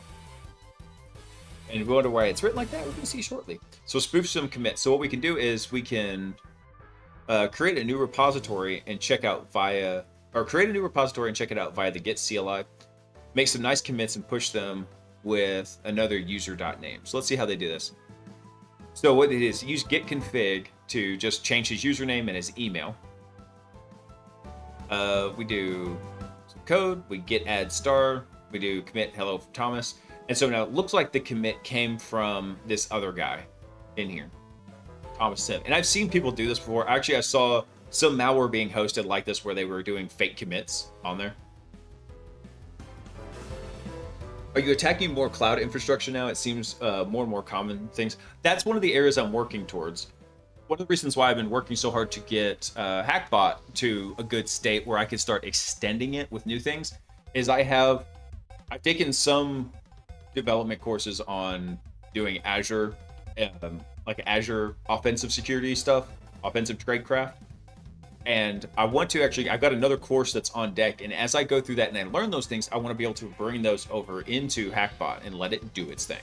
So yeah, I'm working on trying to get Hackbot to a good state where it's extensible, that I can then go do that. Especially when it comes to Azure, because I'd say probably better than 90% of the companies I see now have hybrid Azure AD, or Azure Entra, as I should say.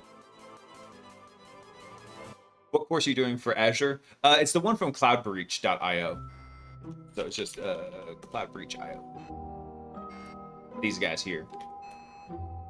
And I picked them for two reasons. One, I had a buddy that went through it. He really liked it. Two, I could purchase it with my last year's professional development budget, and I don't have to start it immediately. So it's just waiting for me to get started. But they've got a course on offensive Azure security as well as offensive AWS stuff. So I got both of those courses. So I'm looking forward to adding both of those in there. Hey, Ford, what's up, man? By the time you learn Azure stuff, they change it all. It's kind of never ending. I'll tell you what, that's not the hardest part with Azure. The hardest part is the freaking vocabulary, because they overload terms all the time. You're looking at one area and they use this term, and you're looking at a different area and they use this term, and it is just a beatdown trying to go between the two. That's just cloud in general. Yeah, it is. I like this little gift. Just spoof to commit.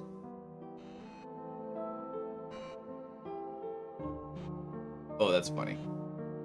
Let's see. So looking at repo insights, we see the contributor. But wait, there's more.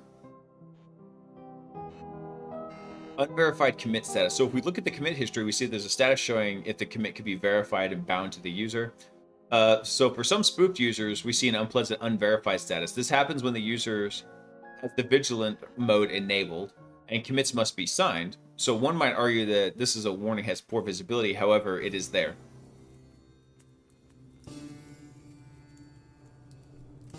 I love this meme here. So you spoofed a commit message. Yeah, pretty cool, isn't it? Does the commit history look nice? Unverified. Top meme game. Love it. Yeah, term overloading is just a pain. Just spoofed a commit, not sponsored by Jocko yet. You know what? If I thought any of Jocko's companies had Git repos with open source that I could commit to it, I would totally do that. I'm pretty sure they don't, though. All the PowerShell stuff turns into AZ, turns into Graph, turns into who knows. Yeah, right. Actually, I did not understand the power of the Graph API until I went through. I got to sit in on an offensive Azure Tradecraft course taught by Dirk John.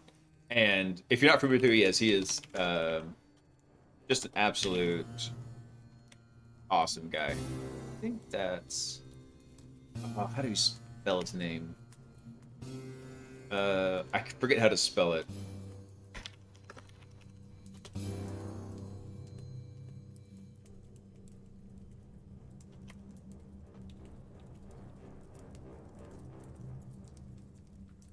I think this let me see if this is him.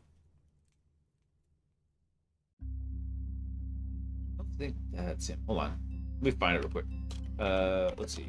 Road Tools TX.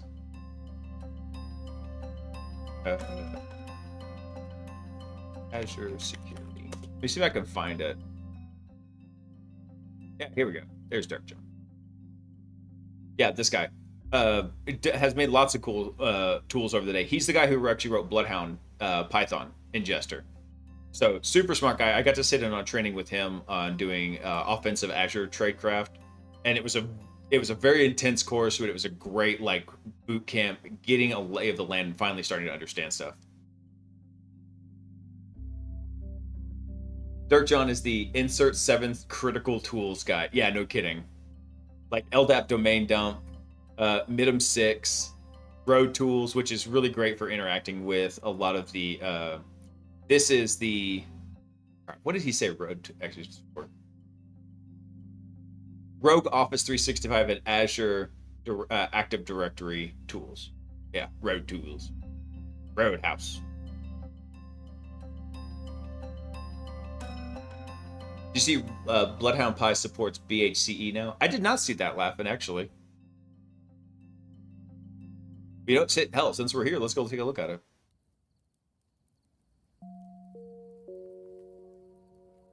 See, when was the last commit? Last commit was 2 months ago.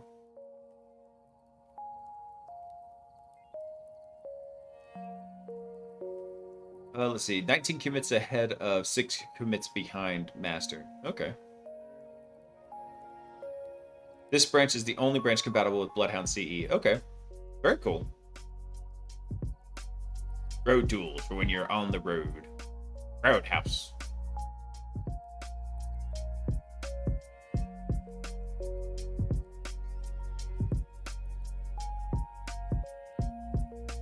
Let's see. Let's see if we can get rid of that. So luckily, okay, so this is how to get past the unverified thing. If you use the web UI and create a commit and add an extended description, you can just get by it. That's funny. Extended description co-author. Huh. That's funny. All right. Enough that. Let's see what else we've got in here. Let's see. From NTLM relay to Kerberos relay, everything you need to know. Looks interesting. I don't know if I want to. Let's take a quick look at that. I haven't looked at relaying in a minute. It feels like it's been forever since I worked. And last week, well, I was traveling for work. That was supposed to be where I worked my first week back. And then, obviously, my dad passed away, and that just got blown out of the water. So I feel really bad for my boss because it's like I tell her like, hey, yeah, I'm ready to come back to work after Elijah passed, and I was like, yeah, let's go ahead and get started, and then immediately just bam, something else hits, man. Think with GPT. What's up, man? Thanks for coming online. Welcome in. We need more security tools with slogans. If your security tool doesn't have ASCII art, is it even really a tool? Let me just take a quick look at this real fast here. Quick recap of Kerberos. Yep, that's how it works. So Kerberos Relay. CrowdStrike researchers gave a presentation on Kerberos man-in-the-middle attacks at DEF CON in 2021, which helped bring some attention, but the real game changer was an article by James Forshaw. Beast! Oh, I got his book's over there. It's on the other table. Can't reach it. Actually, a lot of the stuff from James Forshaw I want to go through, also and implement into Hackbot later. Let's see. So for Kerberos authentication requires the target service to be known using the service principal name. It's a unique string that identifies the service, often with the format class here. So for example, I think we talked about this before, but it was a long time ago. So when a client wants to access a service, the Kerberos ticket granting service uses the service principal name to determine which account and Active Directory the request is for. It then uses the corresponding encryption key derived from that account's password to generate the service ticket. The ticket includes the user's identity as tied to the original TGT. So because the encryption key is based on the account that owns the SPN, not the SPN string itself, tickets can often be related between different services. So, for example, from HTTP to SMB. Yeah. As long as both SPNs are registered to the same account. Yep. All my tools have ASCII art. That's right. It's not a real tool if it doesn't have ASCII art.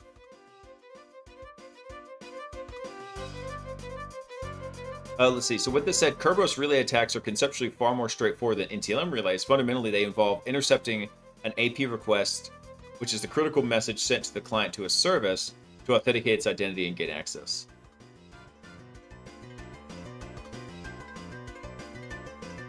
Let's see. So I've been diving more into coding and tech-related streams because I've been trying to educate myself on AI tools for the last 6 months. Awesome, man. Yeah, it's a really cool idea. I think people are over-applying a lot of the AI tools. But to be honest with you, it's fun to find new applications for it. And like I said, it's not foolproof. So since you're new to the stream, a little bit of backstory. My father passed away last week, and I have been spending this time trying to unwind his finances for my mother, because my mother knows nothing of their finances. One of those things is I got to figure out like what their reoccurring bills are, like what comes out of the account every month and when. So one of the things I did is actually I went and grabbed a very simple CSV from his bank of like all the transactions for the last 180 days. And I threw that against the language model, and I said, hey, go through and find out which transactions are reoccurring and how frequently they occur, what the price range is, and what's the frequency. And it actually gave me back a CSV. I told it, return that as a CSV. It came back. I was then able to start manipulating that data. It was not perfect, don't get me wrong, but it gave me a great starting point. I think that's the thing where a lot of people are kind of falling short, is they're thinking AI is going to be the perfect solution from start to finish, but it doesn't. It's still not perfect. It still hallucinates. It has flaws in it, but it can help speed up the process. Think of it as opposed to being the entire race car, it is a little nitro boost in your race car. Being vibe. No, we don't use the V word here, band. We don't use the V word. I've been looking at ways to use it to augment my work rather than replace it. Good idea. And I'm also super into ethics and AI, human collaboration also. Sorry for your loss. I hope the passing was peaceful. It was, and it was not unexpected. He had been battling congestive heart failure for the last 5 years. So it had just been one of those things, like we were expecting it. I was actually really grateful because he had his first episode where he had to go to the hospital in January of 2020, and thankfully was able to leave the hospital and come home like the week before the 2020 lockdowns happened. So I was very grateful for that he was able to come home. But then congestive heart failure is one of those things where like you win battles, but you really never win the war. It just becomes a slightly downhill thing. And the frequency of when he was going into the hospital just between each episode just got less and less and less. And that's very typical of congestive heart failure. Yeah, it was good to get to go see him because I was still off work after Elijah's passing.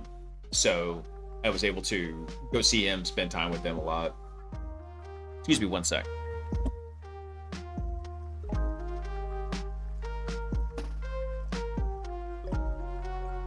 Back. Despite your request, I'm not blowing my nose on stream. You disgusting, disgusting people.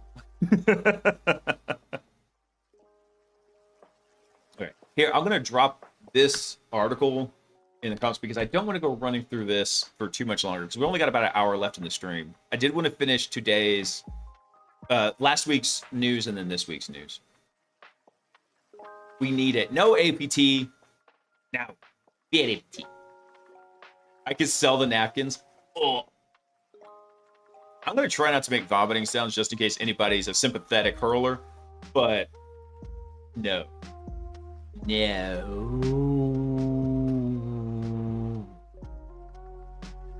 Hey, Carson, what's up, man? One of the ladies who's the wife of my dungeon master in my D&D group, she's a sympathetic hurler, so I don't even pretend like to try and make those sounds because she's like, it's like a hair trigger on her. I feel so bad for her. Let's see. So buffs versus tiny exe files. So while beacon object files have become the standard unit of technique execution among red teams, what if tiny exes were introduced instead of buffs? Debugging would be a lot easier, that's for sure.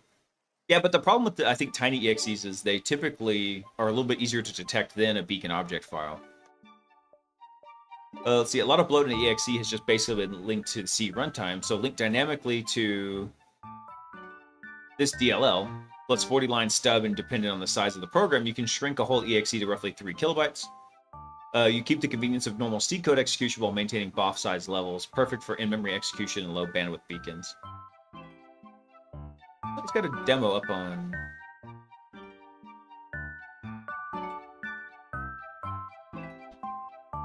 Look at his example here.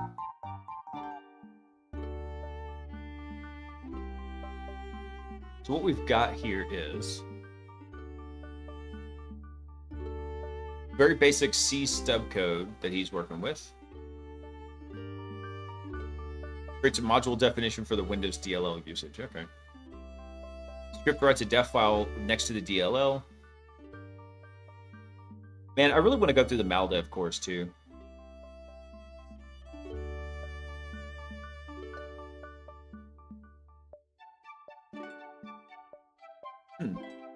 You have to go check with Cody about this because Cody would be able to understand this really well. Cody's the guy who wrote Mythic C2. I like the idea though. I do like the idea. Let's see. Ret 2 system write-ups are always worth the read. Exploiting Synology disk station with null byte writes. RIP. Commvault remote code execution. Let's see. .NET, GAC, and NIC hijacking for lateral movement. What? This is one of the coolest lateral movement techniques I've read about in a long time. The ability to decouple the upload from the execution will make it very tricky to detect. Let me take a look at this real fast, because this actually sounds pretty sweet. Pretty sweet. Let's see.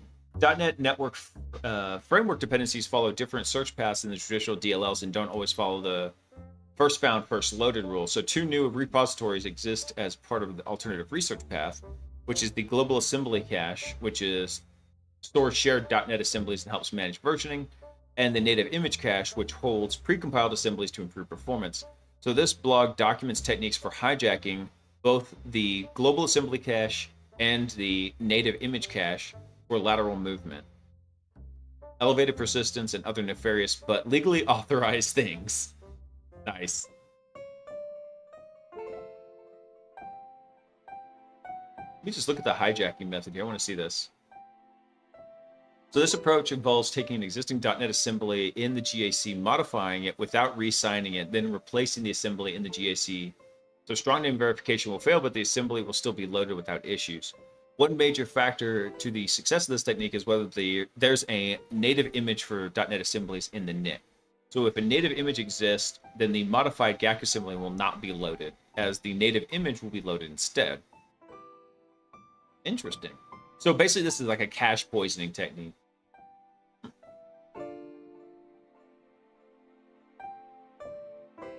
Now he mentioned it for lateral movement though. That's what I wanted to see what he was doing here real quick.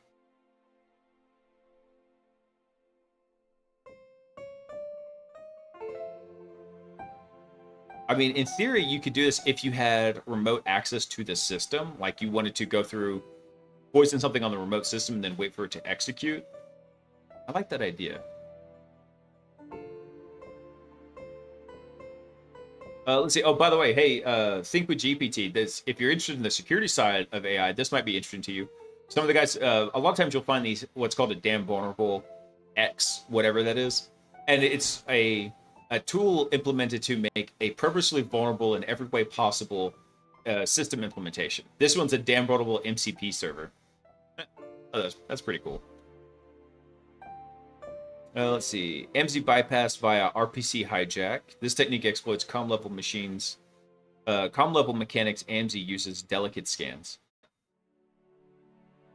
I was just talking to a cybersecurity guy earlier about how. Here, let me send you a copy of the link here. There you go. That would be a fun one to mess with.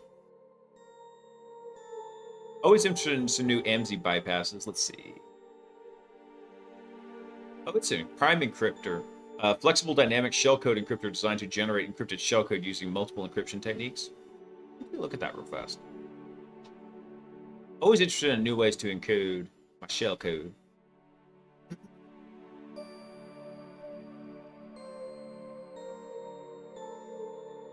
Hey, band, look, guess what they're using?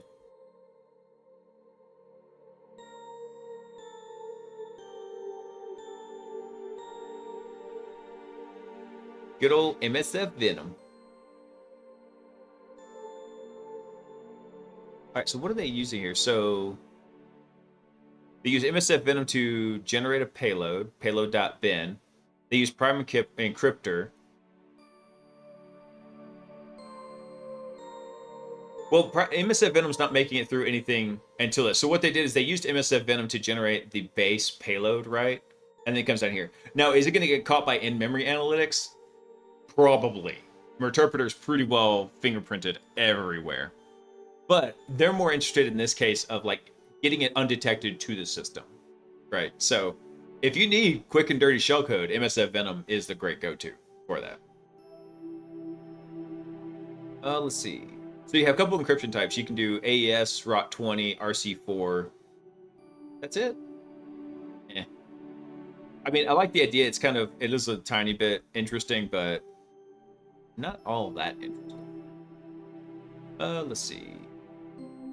What about Scopify? Python command line tool designed for penetration testers and bug bounty hunters to quickly gather and analyze infrastructure information for a target company by scraping netify.ai. What's netify?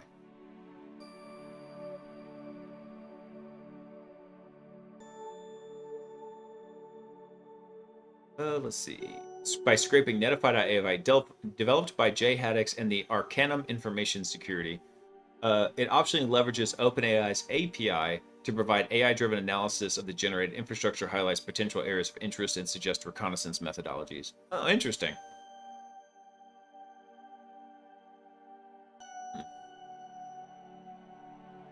Let me take a look at the script here. What do we got? Let's see. Go down to the main function. All right, so main, what do we got here? Parse out some options here. If scraped data, so print tables. Our scrape data is scrape netify, and we said the commands for the ARG. So let's go to scrape netify. Let me see. I just want to see what they're doing real quick here. This scrapes netify.ai for CDN hosting and SaaS information and returns it. All right, I gotta see what netify.ai is, because this is a tool I'm not familiar with.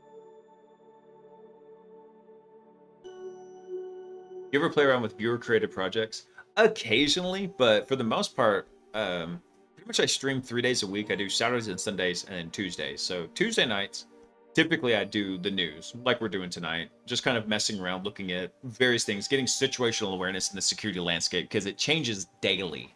So doing it once a week is not necessarily a bad idea. And then Saturdays and Sundays, I actually work on an AI hacking bot that just called Hack the Bot, because I'm lazy and I don't come up with good names. I just call it Hackbot. And it's supposed to be an agentic AI system to play things like Hack the Box and Try Hack Me.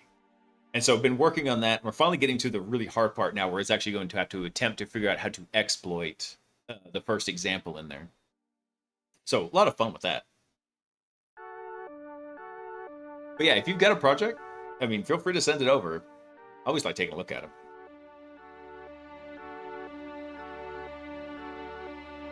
Let's see. Netify provides network intelligence and visibility. Starts with deep packet inspection engine, which passively collects data on the local network. So what is it actually scraping from Netify? So we go to Netify applications, company name to lower. HTML file would be the debug file. Okay, so it's actually just going to actually go through and just scrape all that stuff out, and they look for different information. All right. So hold on. So after it goes through scrape netify, what's the next thing it does? Hang on. I'm just looking at what the execution of the main one here is. So if we have scraped data, we print the table. We do an analyze with OpenAI. Here we go. I want to see what they're doing with this. Let's see. So it's using O4 Mini. Prompt data is analyze the target. Here's the CDNs.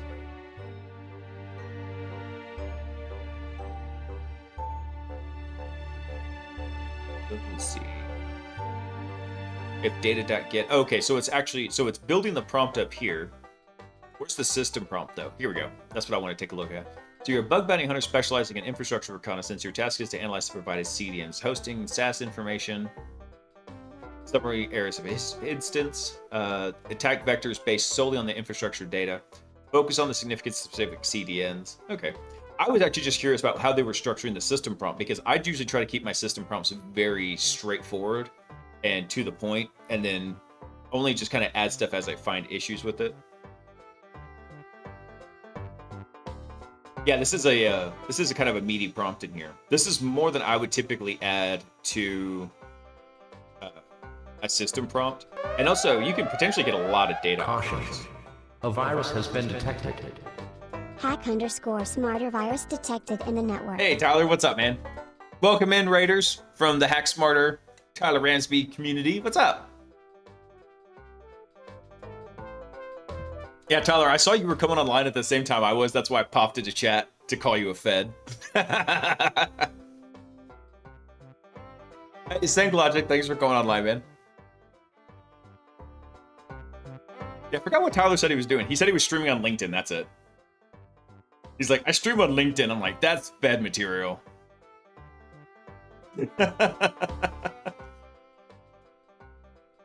Laughing just doesn't want to be left out of the game. Oh, you're doing Try Hack Me, but their infrastructure is broken tonight? Well, lucky me, because that's actually what we've been doing is working on that hacking AI bot to finish Root Me. And we've got it done to where the recon and enumeration agents are in a stable state. And now we're trying to figure out how to build the exploitation agent and make it run. So having a lot of fun with that. That's going to be the single hardest agent to do. The post-ex agent will be a little bit tricky, but not as tricky as the exploitation agent. People who use LinkedIn as their main social platform terrify me. Ditto. Absolutely. But anyway, welcome in, Raiders. By the way, for anybody who's new, my name is Blaise. I've been in offensive security for 7 years now, which is actually now about 50% of my IT career. I've been doing IT for 15 years. So it's right about halfway there, man. Crazy. So having a lot of fun with that. Been doing, I specialize in a lot of offensive security stuff, particularly around like penetration testing, red teaming, breaking into Active Directory and Azure and all that fun stuff. Eventually, I will go check out, Tyler, your AWS course. I saw you posted up over on Simply Cyber, which I thought was actually a really cool idea, because I've been thinking if I was ever going to post up a course, I wouldn't want to host it myself. That's such a pain. I don't know. Maybe I'll talk to Rasta Mouse. He and I have a pretty good dialogue going on. I just posted up on 0 Point Security. Everyone knows the real hackers use True Social.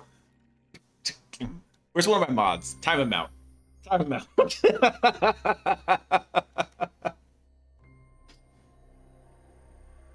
Which hat do you classify yourself under? I am a meat popsicle. No, I'm kidding. I'm totally the like doing the legal hack stuff, because in fact, I had a client ask me one time as I was giving a debrief on like what I had done during their penetration test, and they're like, "How do you just not go wild and just go make a bunch of illicit money?" I was like, "Well, I had this nasty freedom addiction, and so that kind of helps." He's a black hat and does ransomware as a side hobby. No, don't go spreading lies about me, Tyler. That's rude, sir. Rude. What was the transition like? I've been trying to break out of IT support and network/sysadmin work, but it's been quite difficult to transition for some reason. So, Knox, if you're looking to transition over into security is a very small community, and if you're transitioning to like blue team security, like working on infrastructure, like managing EDR or network-based defenses, so security engineering is what I would call that. Or if you're wanting to move like into incident response, that's a very small community. But the red team community, penetration testers, is actually probably a smaller community on top of that. I would say if you had to look at it, security engineering is probably the single biggest community under like the security umbrella, and then after that would be something like governance, risk, and compliance. They're probably about the same size as what I would call security engineering and blue teaming. But then probably penetration testing and red teaming is probably the second smallest. I'd actually say incident response is probably the smallest one, because it's a very stressful job. It's basically like being a cyber detective, and if you like it, you really like it. And if you don't like it, you really don't like it. So, oh, the ad was running. Damn it. Damn it. I usually try to keep an eye on those so I don't answer questions during the ads. One sec, guys. All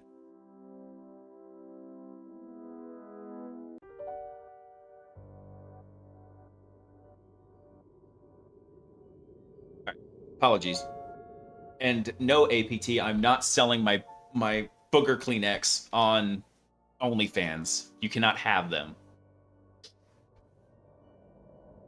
I've got a tiny bit of a cold, so I've been like muting myself to blow my nose. And the APT's like, how much you want for them Kleenexes? I'm like, no, just no, man.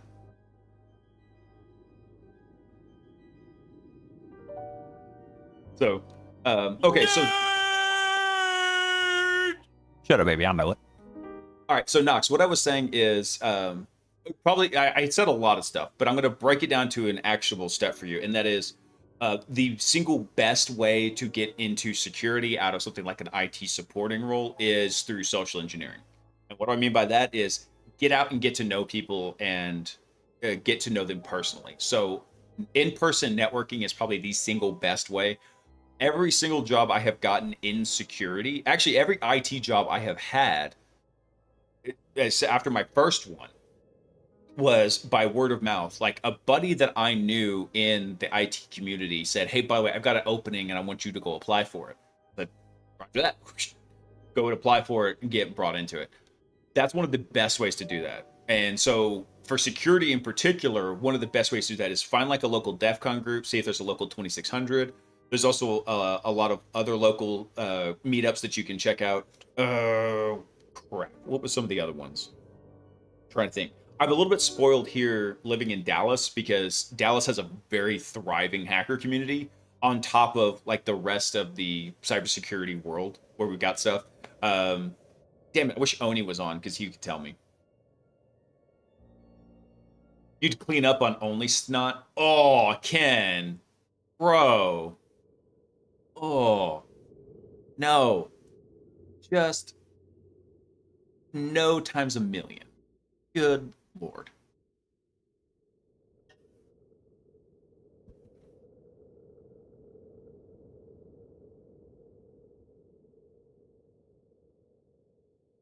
No. Bad kid. Bad. Hold on one sec. I'm trying to get something here.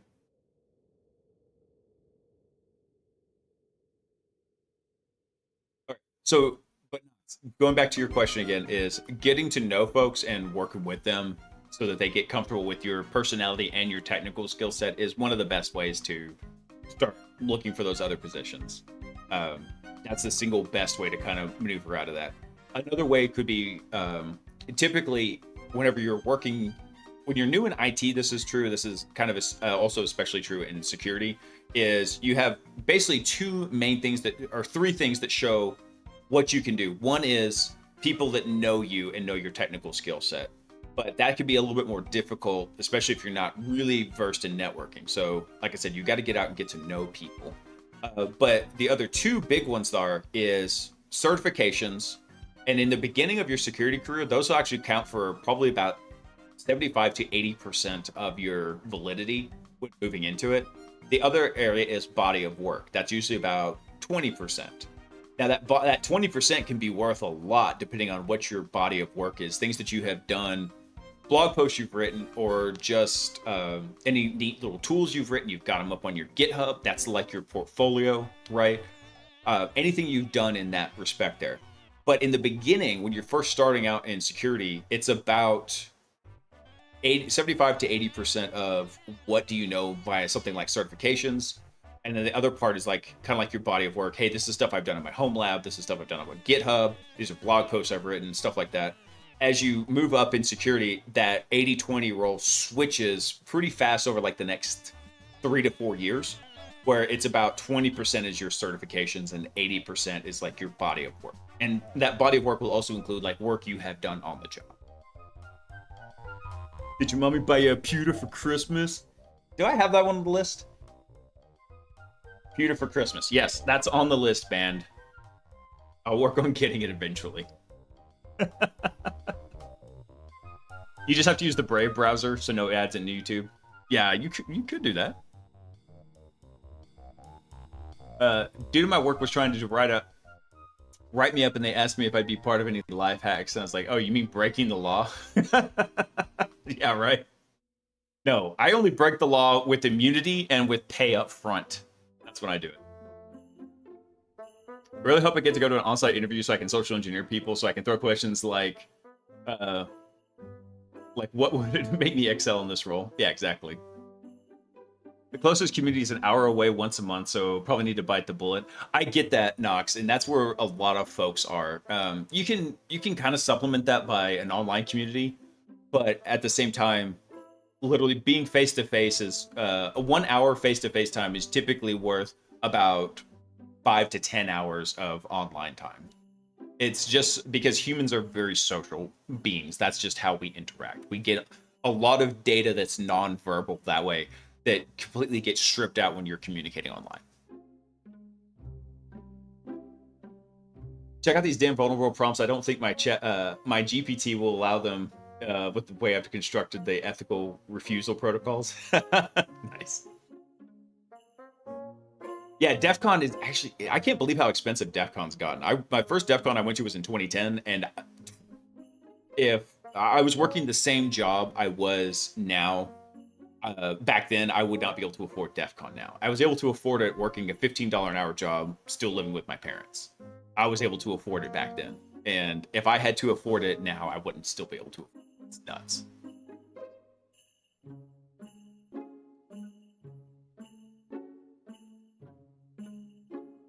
Laughing, it's a Hackers reference. Oh, meant for the character, it felt out of character. Oh, good. Let's see. All right, let me back up a bit here. Let's come back to actually this week's news because we're just about done. We got about 45 minutes left on the stream for tonight.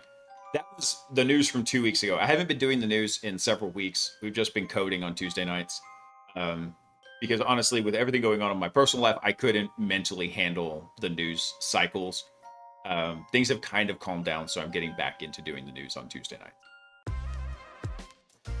Let's see. Oh, by the way, yeah, so Chrome has implemented some kind of local AI model to help trigger on sketchy websites. So stuff for my local phishing guys here. Let's see. Tech support scams are increasingly prevalent from cybercrime characterized by deceptive tactics aimed at extorting money or gaining unauthorized access. So in a tech support scam, the goal of the scammer is to trick you into believing your computer has a serious problem, such as a virus or malware infection, and then convince you to pay for unnecessary services, software, or grant them remote access to your device. Yep. If you ever want to watch somebody have fun with that, check out Kit Boga. He was doing that with pirate software earlier today. I was catching the stream while I was working on stuff. Tech support scams on the web often employ alarming pop-ups mimicking legitimate security alerts. So we've also observed the use of full-screen takeovers and disabling keyboard and mouse inputs to create a sense of crisis. I hate those scammers. It's so funny, for me being what is essentially a professional thief, I really hate thieves. Chrome's been working with the Google Safe Browsing to help keep you safe online. Now, this week's launch of Chrome 137 offers an additional layer of protection using an on-device Gemini Nano language model. This new feature will leverage the language model to generate signals that will be used by safe browsing in order to derive higher confidence verdicts about potentially dangerous sites like tech support scams. Good. Hope they die in fire. Let's see. Oh, Carson, just started studying for Cisco CCNA. Any tips? The main tip that I had, actually, I've been thinking about putting out a video series for like CCNA for hackers was what I was thinking about calling it, because that kind of was where I got my start. I had a lot of fun with that. I'd say one of the main things to do is two things. One, get very good at subnetting and your powers of two, because then whenever you come across questions on the exam about subnetting, you just, bam, knock them out dead cold. You don't even have to think about it. Frees up time for other portions to be good with that. Two, it's going to help you with troubleshooting a lot, because you might say, hey, why are these two networks not talking to each other? Oh, because my routes are messed up because the subnet's messed up. So subnetting is very crucial for networking in general, but also particularly for the CCNA. I'd say the second thing you want to do is just get repetitions. If you've got your lab environment, or maybe you're just stuck on Packet Tracer, that's fine. Just go through, throw a couple of routers, throw a couple of switches in there, and just build a little network and just get things talking back and forth. And just do that once a day. Just have a little fun with it. Set it up, wire it, get it going, have a good time with it. Set it up like that. Get very comfortable where you can just set up a basic network almost like automatically. Like, oh, there's the IP address scheme. Okay, boom. Set the IP address on the interface, do a no shut. Boom, we're up and running, add a route. bam, and you're good. Those are the two things I would really say focus on. The other thing is just making sure you understand that OSI model. Like, hey, where are things happening at layer 2? Where are things happening at layer 3? I know the OSI model goes all the way up to 7, 8 if you count the human, but really you're going to be looking at layers 2, 3, and 4. That's it. Just those ones. Network Blaise. No Network Blaise. VCN exam was very hard in my opinion. I don't know if it's because it was still the old version, but I think they made it easier. I don't want to sound like an elitist, but I don't know how they could have made the CCNA any easier, because I thought it was pretty straightforward and I crushed the CCNA. CCNA super proprietary, you just have to know all the Cisco syntax. That is true. And that's why I say get those repetitions in, because if you get those reps in where you're working on it, that helps out a ton. When I worked at Google, I taught a CCNA class after hours, being good at subnetting, but also buy some used cheap Cisco equipment on eBay and set up a lab. It beats the virtual labs. That's true. Like I usually recommend IO folks go get like a couple of 3560s, because they're usually dirt cheap. Let's go look. eBay.com. By the way, in case you haven't noticed, I get derailed on the stream real easily, and that's totally fine. Cisco 3560. Yeah, so here's a 48-port Cisco 3560 for $75, plus whatever the shipping's going to be. So you get 2 or 3 of these. You can set up a home lab. Now, the great thing about these also is the 3560s usually act as layer 3 switches, so you can do a little bit of routing with them too. And bam. Squirrel? Yes, I totally squirrel on stuff. But the stream is supposed to be like that. I like to interact with everybody on chat and answer questions and stuff. And especially like when people are asking for help. I've been doing this for a long time. I like to help folks. One of the things I actually really liked was I had access to a system called NetLab. But are they still in business? Let me see. Cisco NetLab.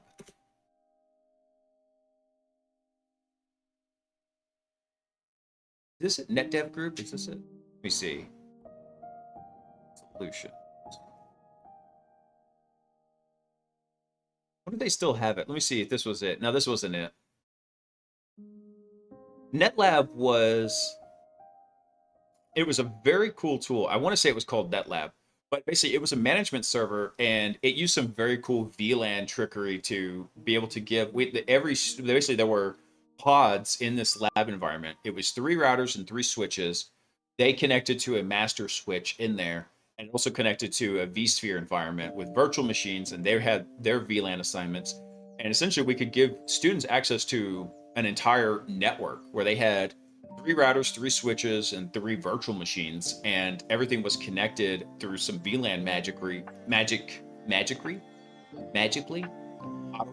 something like that, through that little master switch, and it could rebuild pods and set them up. It was a really slick system. I liked being the administrator for that system because it actually taught me a great deal about basically like basic IT management of systems and servers and stuff. It gave me a great boot camp on vSphere and virtualization. I need this freaking cold to go away.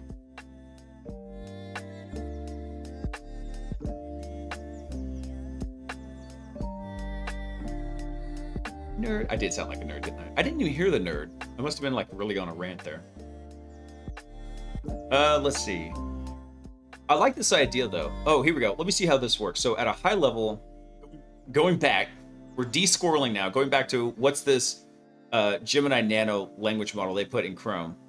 So if a possible scam is detected, the page content is sent to an on-device Nano LLM.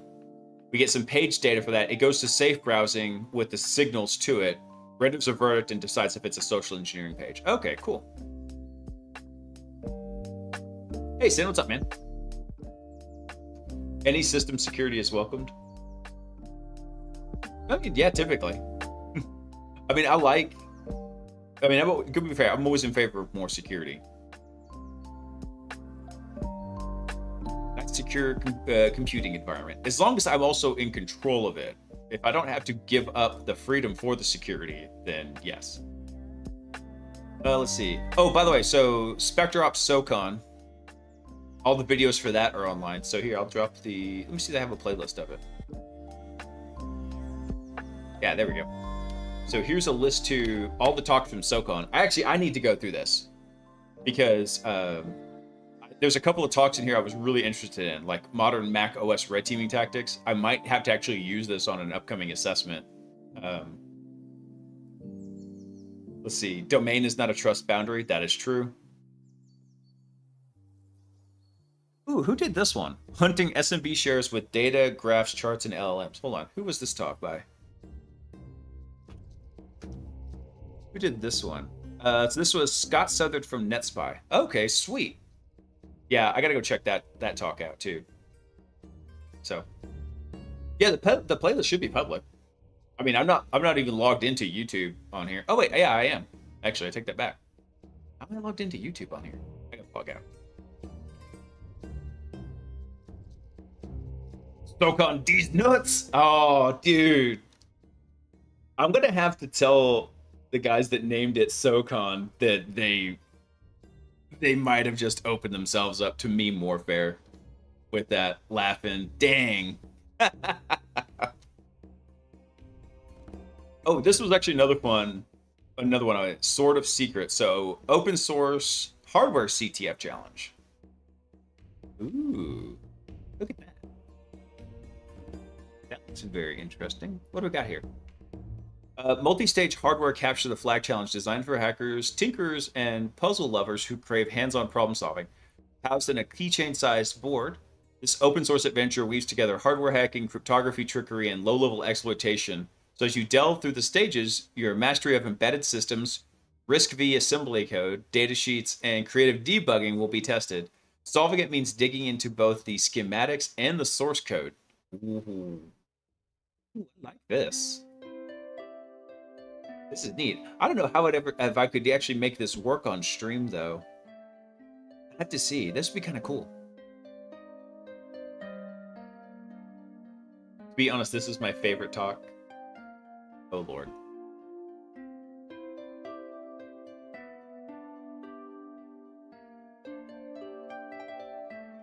All your secrets are belong to us. Leveraging firmware bugs to break TEEs. Ooh, yeah, Sin, that would be one. That would be right in your wheelhouse, wouldn't it?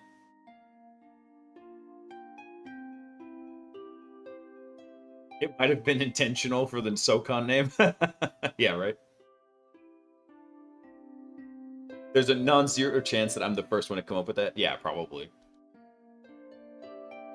I want to get into hardware too, but I've got the setup for the home lab. I will see if I can. I'll reach out to one of the guys. In fact, let me go message him on Discord real fast. Because one of my good buddies, who's in there, because we got the hardware hacking section in Discord. I'm gonna message him real quick in there. I'm gonna ask him because he had a hardware training kit that he was going through, and he really liked it.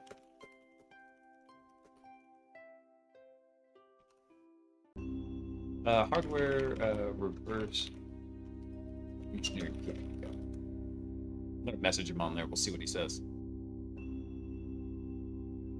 New challenge every month. So Sword of Secrets supports OTP updates over USB, making it easy to flash new content without any extra hardware. Each update adds a new stage or puzzle, expanding the challenge over time. New riddles will be released on a monthly basis, so even after solving the initial stages, there will always be something new to explore, exploit, and reverse engineer. Oh, this is sweet. So for any of my guys who want to get into hardware hacking, I'm going to drop the link to this. I would love to do this. I just don't know when I'd have time to do it. I've already got so much stuff on the schedule and on the docket. But this sounds pretty sick. I love the idea of this, especially being that you can do OTP updates on it and like get new challenges. I freaking love this idea. This is great. I love this. This is so fantastic. Hold on. So you can sign up on the top of the page. What do you go to apply? Is this it? No, this is crowd supply. Hold on. Oh, you subscribe to it. Okay. You'll be notified about news and updates when this happens. Nice.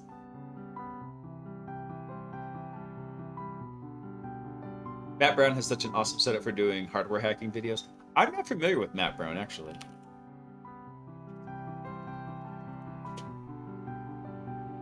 Let's see. Hardware hacking.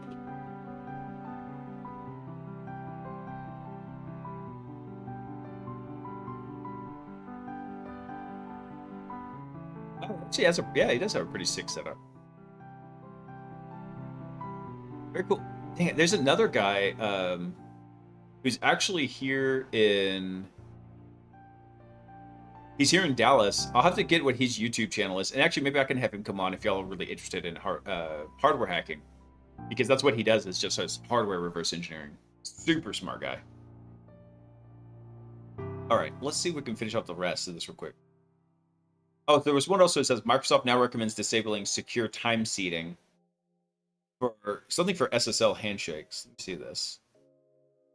Customers have reported timekeeping issues in Windows Server 2016 and later with Windows Server operating system deployments linked to the STS secure time seeding feature due to incompatibility with effective deployments. So based on customer reports and associated feedback, we recommend disabling STS features in Windows 2016 and later.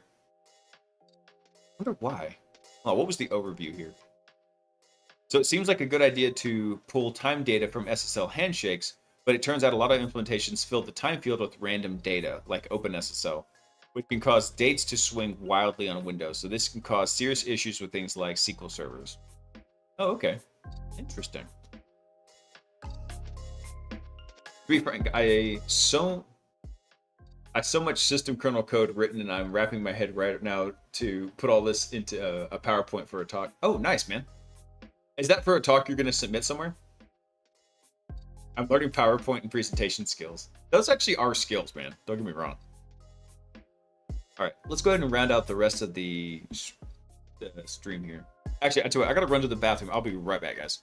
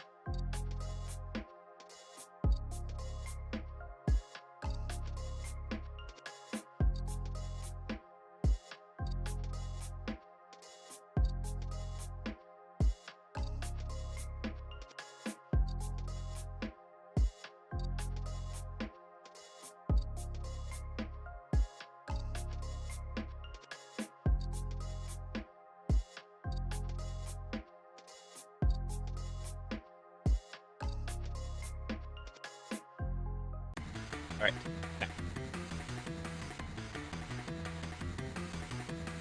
Oh, cool. You're going to submit that to Black Hat. Nice. I hope you get it, man. I had a buddy that literally, he just submitted talks to Black Hat so he could get a free badge every year. 'Cause he's like, I can't afford that.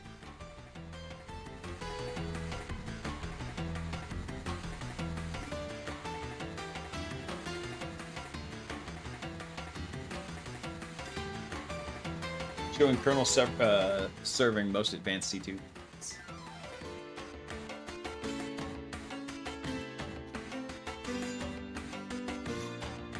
All right, let's see. Actually, there was one in here I was really curious about, which was this one. How I ruined my vacation by reverse engineering WSC. So this guy is the author of No Defender, which used an Avast antivirus binary to disable Windows Defender. Now they're back with a pure C++ version that doesn't require any external binaries. Sick. Although I love this idea, but at the same time, I don't run into too many shops running Defender. The last one was running CrowdStrike, and I was like, this is fine. Everything is fine because the house is burning around me. So in this post, I'll briefly describe a journey through implementing Defend Not, a tool that disabled Windows Defender by using Windows Security Center service API directly. So even though this is most likely not what you expected to see here, but rather I'm going into the full technical details on how everything works, and I will describe what rabbit holes I went through and how painful everything was due to my special environment. Oh, let's see. So beware, most likely this post will be too informal, unlike the previous post. I'm pretty sure that all the other posts with the IRL tag will be written in this style. So if you're looking for a more detailed technical description of everything works, a write-up list will be released later by someone else.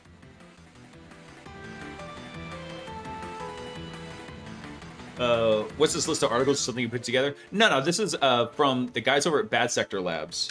They call it Last Week in Security. And so there's the link to it, Knox. And they release it every Monday. And they just do such a great job of this reading list. Typically, I would also have a list of articles I had just like bookmarked through the week, and I would run through them on Tuesday nights. I haven't been doing that very much lately because I've been away from work since mid-March. I was on paternity leave, and then my dad passed away, so it's been quite a bit of time since I've been. So it's been like 2 months since I've worked. It's been, and so like I haven't been keeping up the news cycle. Let's see. So let me see what they've got going on here. Let's see. So almost a year ago, I released the tool No Defender, so a project that was disabling Windows Defender using a special Windows API made for antiviruses to let the system know that there's another antivirus, so there's no need to run Defender scans. This part of the system that managed all this mess is called Windows Security Center. The way how my project worked is that it used a third-party code from some already existing antivirus and forced the AV to register the antivirus in WSC. So after a few weeks after the release, the project blew up quite a bit. After that, the developers of the antivirus I used filed a DMCA takedown request, and I didn't really want to do anything with it, so I just erased everything and called it a day. That's a jerk, which was actually advanced anyway. So currently, even while writing this article, I'm sitting in an Airbnb we rented in Seoul after numerous trips to other parts of the planet for CTFs and stuff. We and a friend of mine decided we wanted to visit Seoul and arrived a few months after that. Currently, his main machine is he's using an M4 MacBook Pro. Jealous, I would like to do that. So I wanted, this is a really great research breakdown, but I just kind of wanted to know. Actually, hold on. I think he actually released the code up here. Defend Not. Let me take a look at this. I always prefer to go to the code first.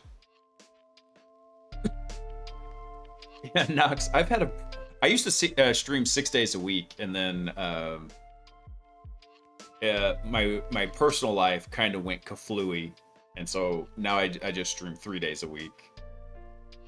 But it is what it is sometimes. All right, let me see. So Defend Not, an even funnier way to disable Windows Defender. So there's a Windows Security Center service in Windows that is used by antiviruses to let Windows know that there's some other antivirus in the hood and it should disable Windows Defender. Initial implementation of No Defender used third-party code provided by other AVs to register itself, while Defend Not interacts directly with WSC. So some limitations. To keep the WSC stuff even after reboot, Defend Not adds itself to the auto runs. Thus, you would need to keep the Defend Not binaries on disk. Okay, so that's a pretty big gotcha there. I tried this tool in Goad Lab and it didn't work on the 2 machines I gave it a run on. Bummer. I mean, I like the idea of it. If you could get some other code execution for it, like heck, you could even just actually probably make this into a beacon object file, laughing. If you have persistence of your C2 agent, your C2 agent comes in and then you turn this into a beacon object file. But I guess not, because you need it to run and be registered, right? But still, it's always cool. This is actually one of my favorite things in security to do, is what I call living off the land, and that is abusing built-in functionality. I'd say my hacking style is more of the malicious sysadmin style, where I'm just using the stuff that's already there. Yeah, it's to the best of the ability. That's one of my favorite things to do. Let's see. One-click RC and ASUS pre-installed driver software. I'll have no fury like a curious hacker. The worst part of the ASUS Wi-Fi still doesn't work after all of that. I'll tell you my Wi-Fi horror story is that as part of my hiring at my new company, I had a home office budget and I really needed to upgrade the Wi-Fi infrastructure in my house. And I did that and I put in Wi-Fi 6, which works amazing. And I have a 1 gig internet connection, and on my Android phone, I get Wi-Fi 6. And when I do a speed test, I get 1 gig up and down. My work laptop has a hardware Wi-Fi card that supports Wi-Fi 6. However, Dell, in their infinite wisdom, has decided to disable Wi-Fi 6 in the driver for it. And there used to be workarounds to re-enable it, but those don't work anymore. Last time I tried it, I blue screened my work laptop. So even though I have Wi-Fi 6 and the hardware supports it, Dell's drivers don't support it. So thanks, Dell. Appreciate it.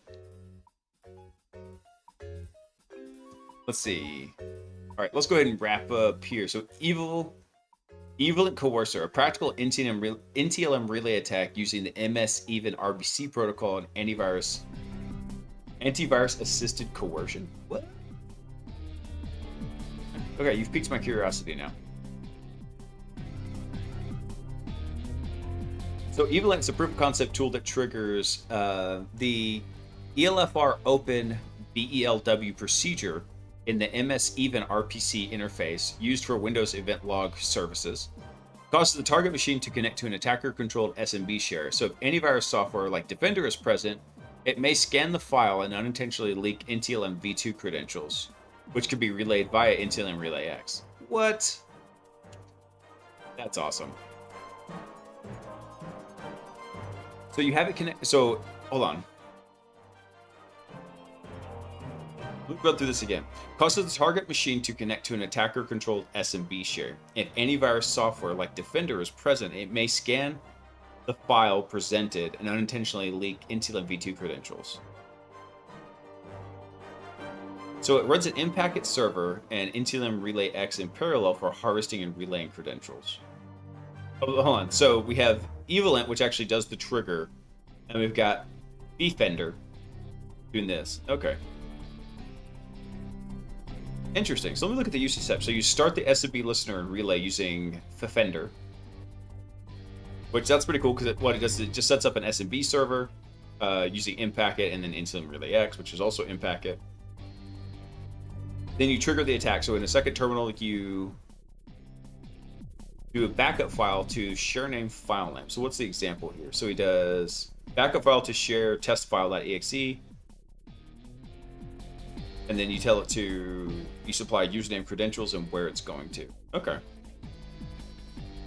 So you have our target and then where we're going to. So let's see what we got here. So generating specific file names for the test file. No platform was selected, so it's choosing Windows. Is it generating this for, hold on. Choosing MSF module platform Windows for the payload. It's actually generating a payload? No way. Hold on. Let me go look at the code here. What's Evilent doing? Create payload. Yeah, literally it's using MSFM to go create a payload. Okay, I get why you would do this. This is a proof of concept code, right? So if some skitty gets this... I think you know where I'm going with this. Yeah, some skitty gets this and tries to run it, they're gonna just set off all the bells and whistles because they're making... Hold on, let's go look at the actual command again here. So all it does is literally just make a reverse interpreter reverse TCP, which this will get caught all day, every day by even the sketchiest of antiviruses. So that's funny. And also, notice that it's not doing any kind of encoding either. It's literally just outputting an executable. Oh, that's funny. So that's one of those things I was talking about, like whenever a lot of people are making security tools, what they'll do is they'll they'll put in specific indicators of compromise so that if somebody just downloads the code and runs it, and this is also why before you download the code and run it, you need to read it and understand what it's doing. Because what it's doing is it's going through it and just creating that file, dropping it on there, and then basically tricking this into coming over and scanning the file. Let's see, this attack works only in Active Directory environments. Authentication often comes from NT Authority local service, but antivirus actively may cause the host machine account to leak an NTLM v2. Exploitable file variations must be created ahead of time on the SMB share. So evalent.py generates an exe file with MSF Venom. Let's see, environment variables like the username may be expanded for reference to the UNC paths. Okay. I mean, I like the idea of it, but also I'm not actually sure what you can do with NT Authority local service.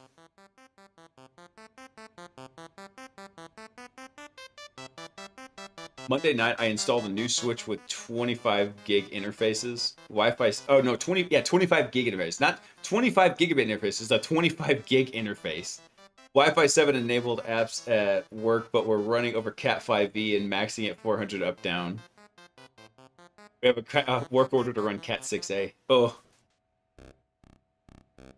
I was actually really grateful that the person that built this house I'm in actually ran Cat 5e, so I do have gig. I think Cat 5e.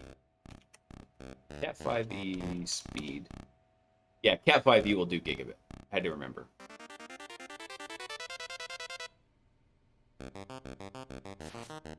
With local service, I think you can get system on that. I think so too. I don't usually capture authentication as local service, so that's what throws me off a bit.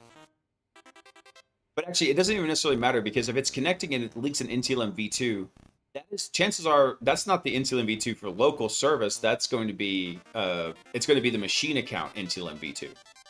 I would think. Yeah, that's what I would be shocked if it wasn't anything else. I'm going to be running Ethernet in my condo for the first time. I'm not handy, so it'll be a learning experience for sure.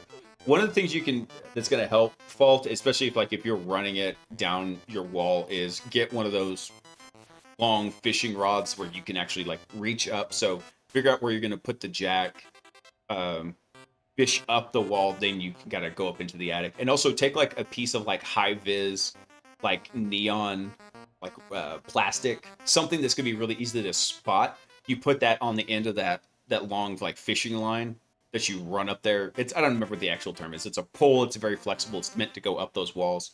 Also, double check and make sure that what's behind that wall, you don't actually go, cut into a like a drain pipe or something.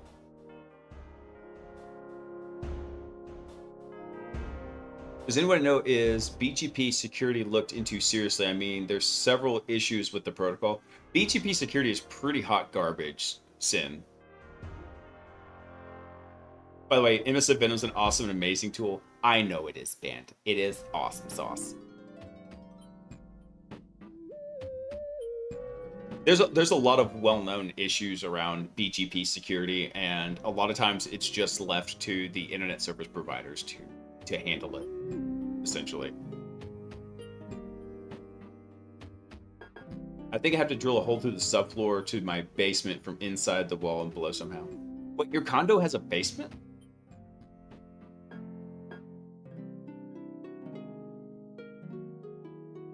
Oh, interesting.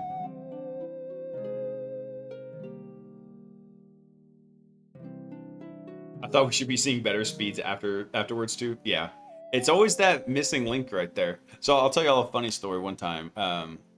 There was a running gag around me with my last at my last job that I was only allowed to run Nmap if I compiled it myself without the T5 option. Because here's what happened. Typically, if you run Nmap with T5, it is running at what I like to call ludicrous speed. Just Nmap goes straight to plat. So here's what happened. I'm here with my little attack box. I'm connected to a corporate office right here. And I'm trying to see if they have any NFS shares. I just wanted to check that. So I thought I could get away with checking for NFS because I'm only checking one port, right? So what did I do? I ran my good old Nmap with the T5, checking for NFS shares. What I didn't realize is that they had a lot of satellite offices out here. And even though Nmap randomizes the list of all the targets I give it, what happened was there was one link here between one office that only had 100 meg link. And that link just went nope, as all those packets just started flooding across it. So I get a call from them, it's like, hey, can you turn down the scan? One of our satellite offices just went offline because I had completely saturated that link. And it was a large IP space. I had never dreamed that it would actually saturate that. Anyway, so now Nmap T5 is verboten. So just one of those things you learn by the hard way. Start scan, goes to lunch. Yeah, I don't ever do that now.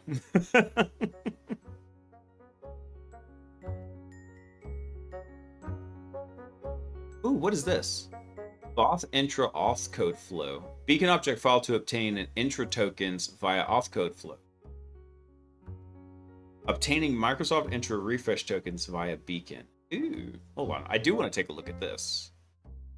Like I said, I come across so much Azure now. This would be handy. So recently in a situation where I needed to pivot from a compromised Windows endpoint to my target's intra tenancy, the usual go-to in this scenario is to extract the primary refresh token from the endpoint via beacon. However, in this case, my beacon was running on a non-domain joined BYOD device, meaning the PRT extraction approach was off the table. So I needed another way to obtain fresh tokens so that I could maintain access to the compromised identity when the beacon inevitably dies. So during a quick chat with my good friend Jack, who's Jack? I want to know if I know this guy. Oh, this guy over at CrowdStrike. All right. Made me aware that a new BOF that had been recently added to TrustedSec's remote ops repo called Get Azure Token. This BOF is awesome and is the inspiration for this post. So in short, the BOF works by leveraging the user's already being authenticated to Intra via the browser. It starts by launching a new browser window and initiating an authorization code flow for a given Intra client ID and scope. It then starts a local listener to capture the incoming authorization code, uses the capture code to request access and refresh tokens, which it then displays to the operator. Nice. I love this. Jack's powered by coffee, beer, and donuts. I'm powered by one of those. I don't really do beer and donuts anymore. Although I really got to get back to exercising because with everything going on, my diet and exercise routine got BTFO'd again. And I just see the weight ticking up on the scale. So now that my wife is off of restriction and she can start exercising again, I was like, okay, I definitely have no excuse. I got to get back to it. Donuts. Let's see. The beacon object file approach has various advantages, one of them being that all requests originate from the end user's machine and IP address. However, an important caveat note is that this BOF is that the specified client ID must allow localhost as the redirect URI parameter. So unfortunately, because the redirect URI parameter is set to localhost, it limits the number of client IDs that can be used for this technique, especially if you wanted to leverage something from the Foki group. So searching through currently known first-party client IDs that are both Foki-enabled and support localhost fields yielded a few results. So the Microsoft Azure CLI, Azure PowerShell, and Visual Studio Legacy. Oh, I always love the legacy stuff. To the prying eyes, the SOC, authenticating to any of these could potentially seem unusual for a typical user and trigger an alert. So to make matters more difficult, in mature tenancies, there's a chance that these specific applications wouldn't have consent in the tenant, which was, unfortunately for me, was the case. RIP. So we also have Microsoft's native client redirect URI. So Microsoft provides a predefined redirect URI called the native client redirect URI. Not familiar with this. Which is used in OAuth flows for native applications like desktops and mobile apps. It essentially allows these apps to receive an authentication code from Entra without hosting a web server or using a custom URI scheme. So the browser simply redirects to this URI with a code parameter, which the app captures and exchanges for access and refresh tokens. So to get a better understanding of the auth code flow in action, check out JumpSec's tool called TokenSmith. which automates the process, although the URL and auth code must be copied between the target by hand.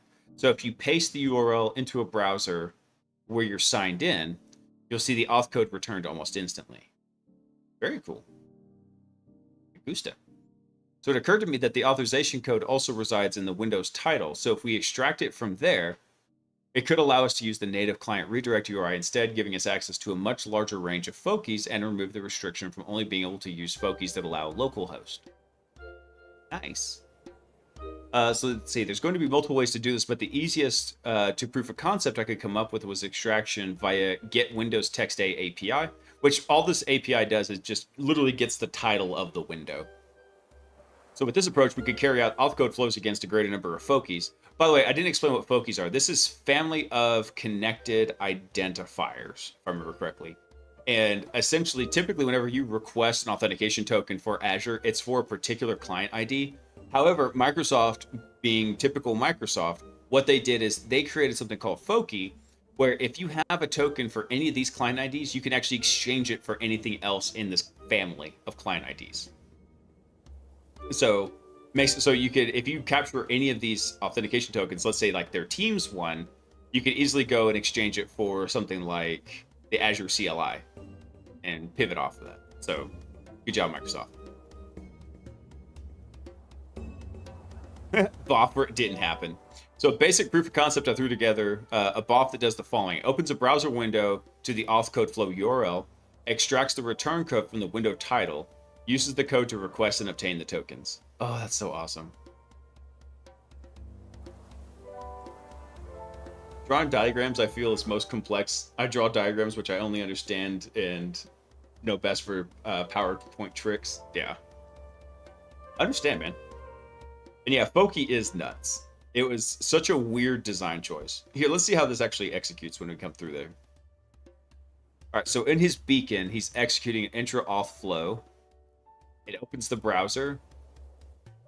It goes through, it does all of its stuff, and extracted the code, and then got the access token. Rip. So I guess it goes without saying, but this is probably an edge case scenario only. So in my eyes, obtaining the PRT is an easier and more reliable method for identity persistence. This was purely a concept I wanted to try out and was pleased to see that it worked. I think that's pretty awesome. The most important benefit with this approach for Red Team is that all authentication requests and token requests originate from the compromised endpoint. So when paired with your favorite post-exploitation tools like GraphSpy, this could become a nice little technique for having on standby. I think I looked at GraphSpy. Double check this.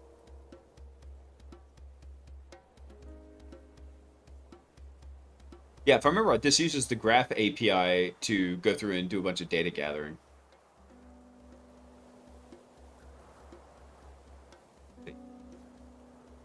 Hold on, where's the explanation of it? Tell me about it. Maybe I haven't seen this before.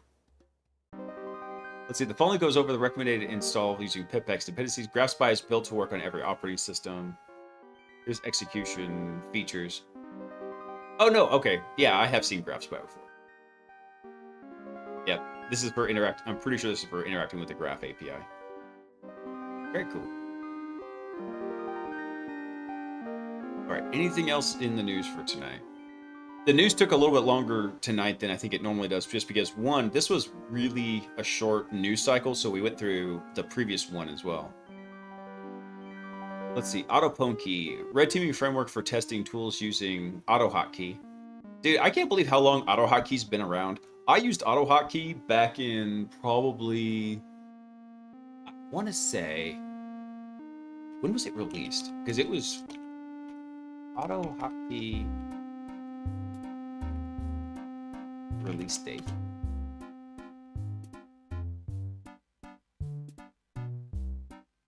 No, what was the initial release?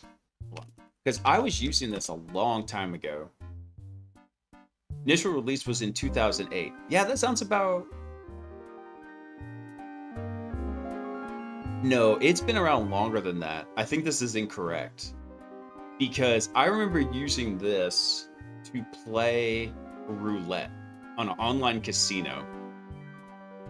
and I was using auto hotkey, and it would find the casino window, and it would resize it, and it would read the position of like where red and black were, and it was just doing like a stupid little like bet on red, bet on black. It was so funny. I used auto hotkey for Diablo 2. That's what I'm saying. This is older than 2008. This is not correct. I want to say this was closer to like 2002, 2003. Yeah, auto hotkey's been around a minute.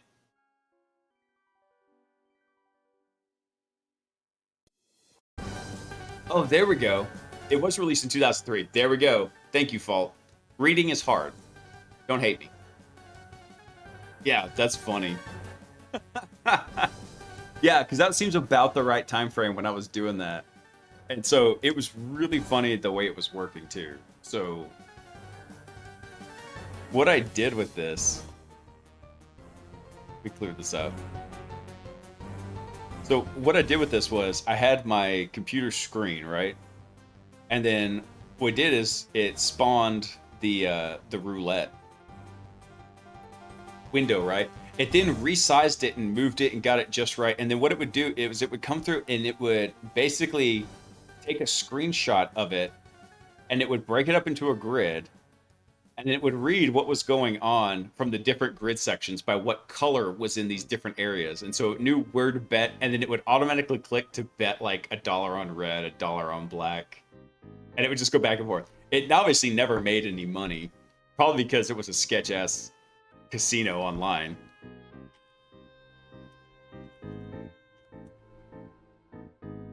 So, but it was really funny because it would move the mouse, it would click, it would read what was going on. That's funny though, having it play Diablo 2. I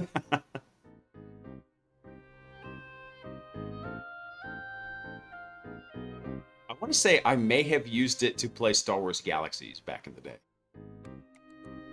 That was pretty funny. All right, let's see. What the heck is this? YouTube Apple's widget backdoor? Hackers a person skill. Okay, so he hacks with the clock and timer APIs as well as fonts to create fluid animations of widgets, which Apple doesn't allow except in their own clock app, of course. Hold on, so what did he do here? Apple's widget backdoor. Hold on, let me adjust the sound real quick. This clock should not be possible to make. Or this one, which I think is the single most advanced clock to ever appear on an iPhone. Bryce, that last one's not a clock. You're not going to believe this. That is a clock. Apple left a backdoor in their widget system. When they were adding support for widgets on iOS, they decided it shouldn't be possible to make animated ones like this. And yet, in typical Apple fashion, they added an exception for themselves. They decided, even though we don't want to allow developers to make smoothly animated clocks like this, we should be allowed to make that clock, right? Why would you even like have that restriction on there? I don't get why that would even be. I think I recognize this guy because I think he did. Hold on, I want to look at one of his videos real quick. I think he did one about. Yeah, there we go. he went through a very in-depth explanation. Actually, if you want to learn a little bit more about web understanding and reverse engineering, what he did is he made a I believe it was a browser extension, but it renamed the Gulf of. Because everything like it was renamed Gulf of America, right? To rename it back to Gulf of Mexico. But in true web hacker fashion, what happened is Google changed the code and it completely broke again. So, but he goes through the entire explanation of it and how he debugged it and figured it out. It's a really great explanation. So that's funny. Okay, so same guy there that was doing that. That's hilarious. Let's see. That's pretty awesome. And also just finding out that fun stuff there. I love this definition though. A hacker is a person skilled in information technology who achieves goals by non-standard means. Pretty much how it works. Let's see. Oh, actually, there was one more I wanted to look at this. LJack hijacking via registry. This will be the last one for tonight. This one loads a DLL into LSAS at boot, providing persistence. So LSAS was found to be reading 2 register keys at startup to load DLLs from System32 directories. So the extension under this particular one is designed to read lsaserve.dll. Another one is designed to run dpappyserve.dll. Okay, by the way, for everybody else who's in the chat, how do you say this? Do you say dpappy like I do, or dpapi? Because this was actually a hot topic of contention at work. I call it dpappy because I think it's just funny. So we constructed a program that elevates the to trusted installer to edit one of these registry keys, replacing the original DLL name with ours. Oh, that's funny. dpappy. Dpappy. Depending on if I'm speaking Spanish. Hey, papi! That's what made me think of, because my wife's family's from Mexico. So that's probably another reason why I call it dpappy, because I think it's funny like that. Yeah, but for some reason, like, a bunch of the guys at work were like, no, it's DPAPI. I was like, okay, dpappy.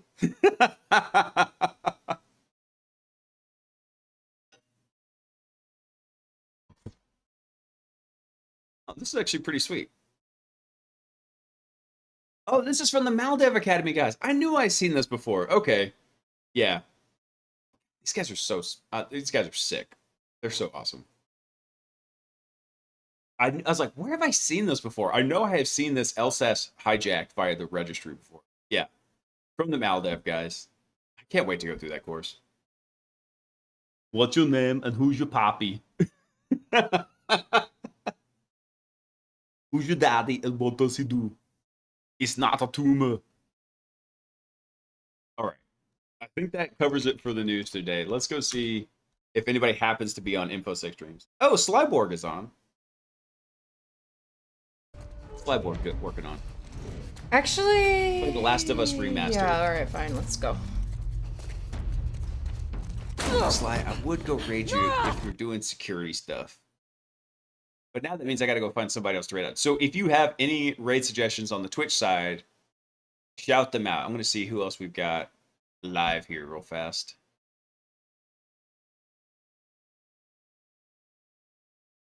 Let's see. Brighteon's on. He's doing PC builds.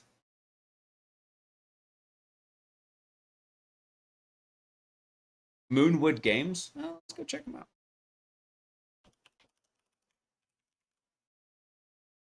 See what they're doing.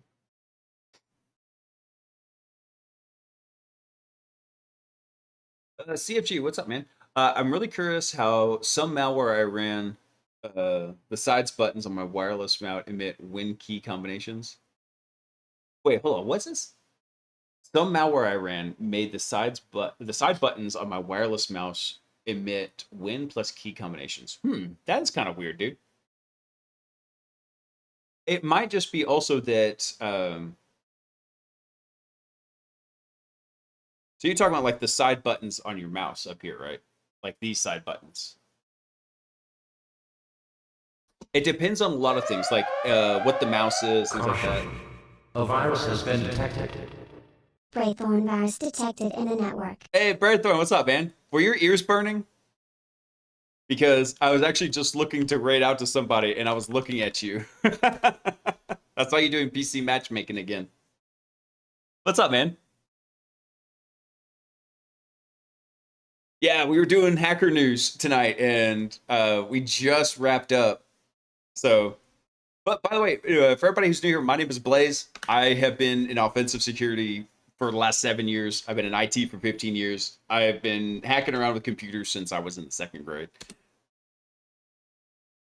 Yeah, no, typically I would be trying to stay up late. I'm trying to fix my sleep schedule because I've been taking like 2-hour naps in the afternoon because I've just been sleeping like garbage. Personal life has just been BTFO'd a lot. So, just kind of how it goes, man. I do appreciate the raid, though, rather than everybody coming in. That's the blog we were just reading from. It's a great collection of cybersecurity news. Oh, y'all don't know how much that dial tone just tickles all of my nostalgia nerves. Back on my good old 56K. I have to unfix my sleep schedule because Taiwan is 12 hours off and I'm heading there next week. Oh, dude. Caution. A virus has been detected. S1Y_B0RG virus detected in the network. Hey, Slimework, what's up? Everybody's raid. Is it time for everybody to go to bed now and everybody's just raiding in? Because I was trying to find somebody to raid over to. Yeah, I know it's better. I was actually just looking at you, Sly, because I saw you playing Last of Us. Yeah, Logic's like, I'm going to bed too. I was like, I know. If I didn't have this darn thing called sponsorabilities, I would just stay up and stream some more and we'd go work on Hackbot. I'm just trying to make the raid that much bigger. I appreciate it, man. Dude, there's it is a good time tonight. I've been skipping doing the news for a long time. It was actually nice to get back into it. I haven't had the brain power to keep up with the news cycle. So tonight was like intensive catching up on news and tradecraft on all the stuff hacking. Oh, by the way, was it Sylvan and Ray, thanks for coming online. Appreciate both of y'all. Oh, the shirt, yeah. And I wish I could take credit for this, but honestly, probably 90% of my wardrobe is IT swag shirts.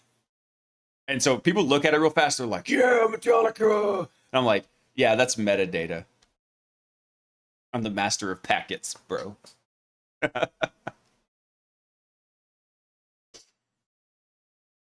Oh, let's see. I think actually Moonwood Games, he's working on some fun gaming stuff, so we might go right over to him in just a second. I'm trying to grind out this write-up for the recent Hack the Box machine in one session, or I'd be going to bed. Hey, Laughing, actually, I was going to ask you, well, I got you here. Is there a repository that you know of that has like write-ups on all of the retired boxes, like a single repo that has those? Because I have an idea for scraping some of them for language models for building the exploitation agent for Hack the Bot. I had an idea while I was flying to Chicago last week.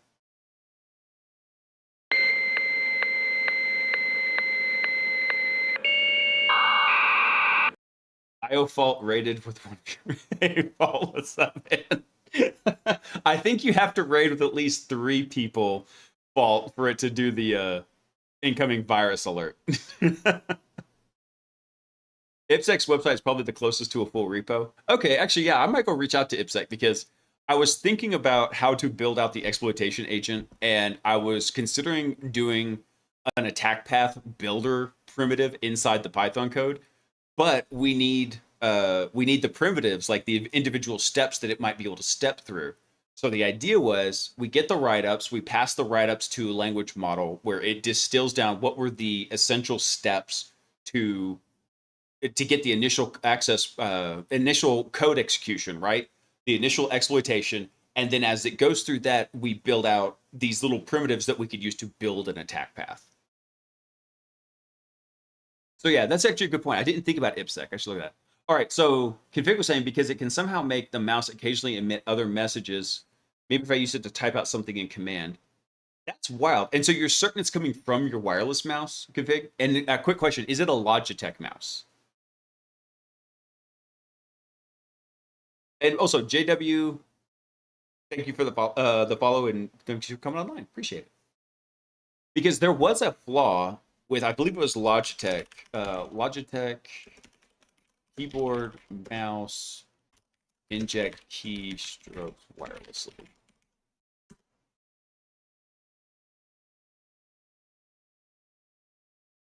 Let's see. There was a wireless exploit where you could actually go inject keystrokes. Where was it?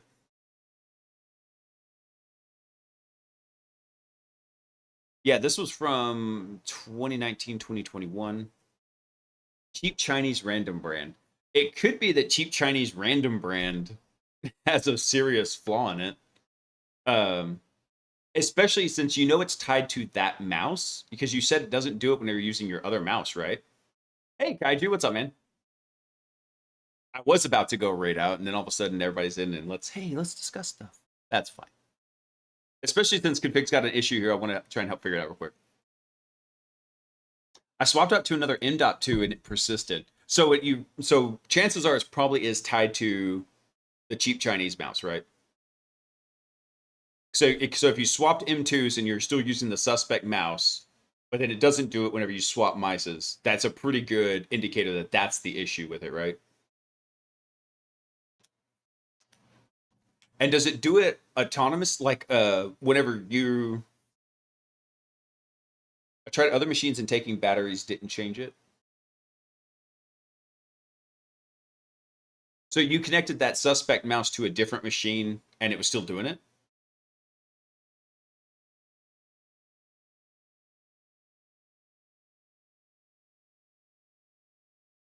I made some mad progress in Greyhack last night, so super excited. I need to go look because I think Greyhack had an update recently. Okay. That sounds like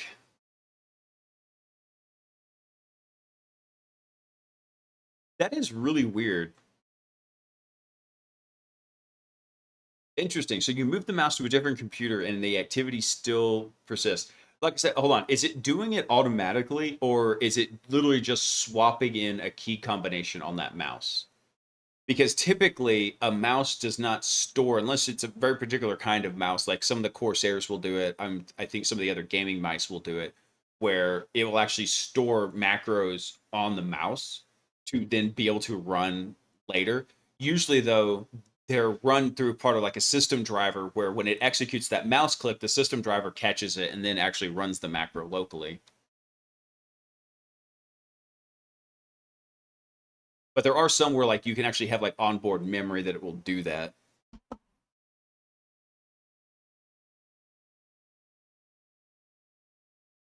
Interesting. I gotta think about this. But yeah, there was, I mean, I was thinking that, hey, if it was a Logitech, there were examples where you could actually wirelessly inject keystrokes into some Logitech devices. This was from several years ago. It's like 4 years ago that this happened, but it doesn't sound like that's the case for this one. Yeah. I replaced the mouse and and it replaced several Windows plus key commands in succession. Interesting. That is really weird config.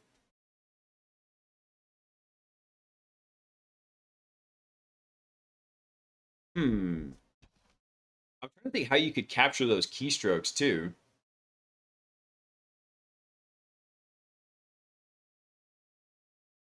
In practice, it opened a Windows Media Player. Hmm. Actually, you know what? Since we were talking about auto hotkey earlier, let me check something real quick.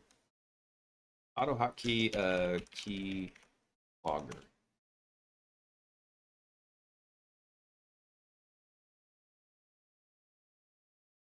One thing you could actually do with auto hotkey is you could actually go create a very basic keylogger, and with that, you could run those scripts. Have basically have auto hotkey running the keylogger script.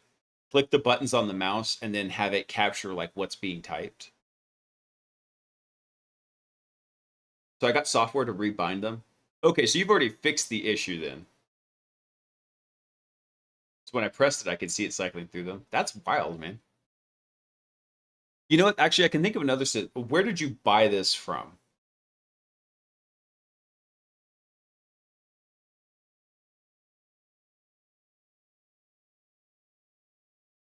Because I have a second theory of a kind of supply chain style attack, but not in the traditional sense. Got it from AliExpress. Okay, so what I'm thinking is either somebody on AliExpress reconfigured the buttons with that kind of backdoor, or they purchased it. Oh no, sorry, you said Amazon most likely. Okay. Io was sitting here throwing FUD in saying AliExpress. Okay, one thing that's very common is somebody will buy something in Amazon, modify it, and then return it to Amazon. And you see that actually a lot, even with graphics cards. They'll go through and they'll desolder certain chips off the graphics card, repackage it, and send it back to Amazon, and it looks none the wiser.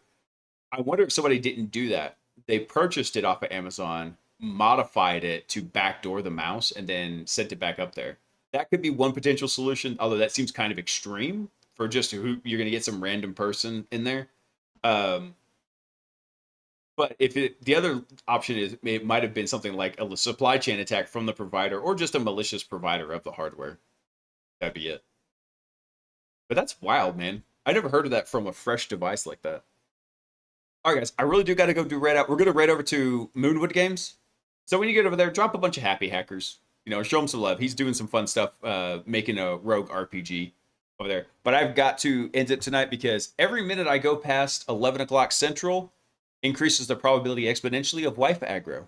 And I can just sense that she's coming this way right now. So everyone, y'all have a fantastic rest of your week. Keep kicking it. I know you're doing a great job. All of y'all are awesome. And I want you to remember one thing, and that is, I love you. Peace.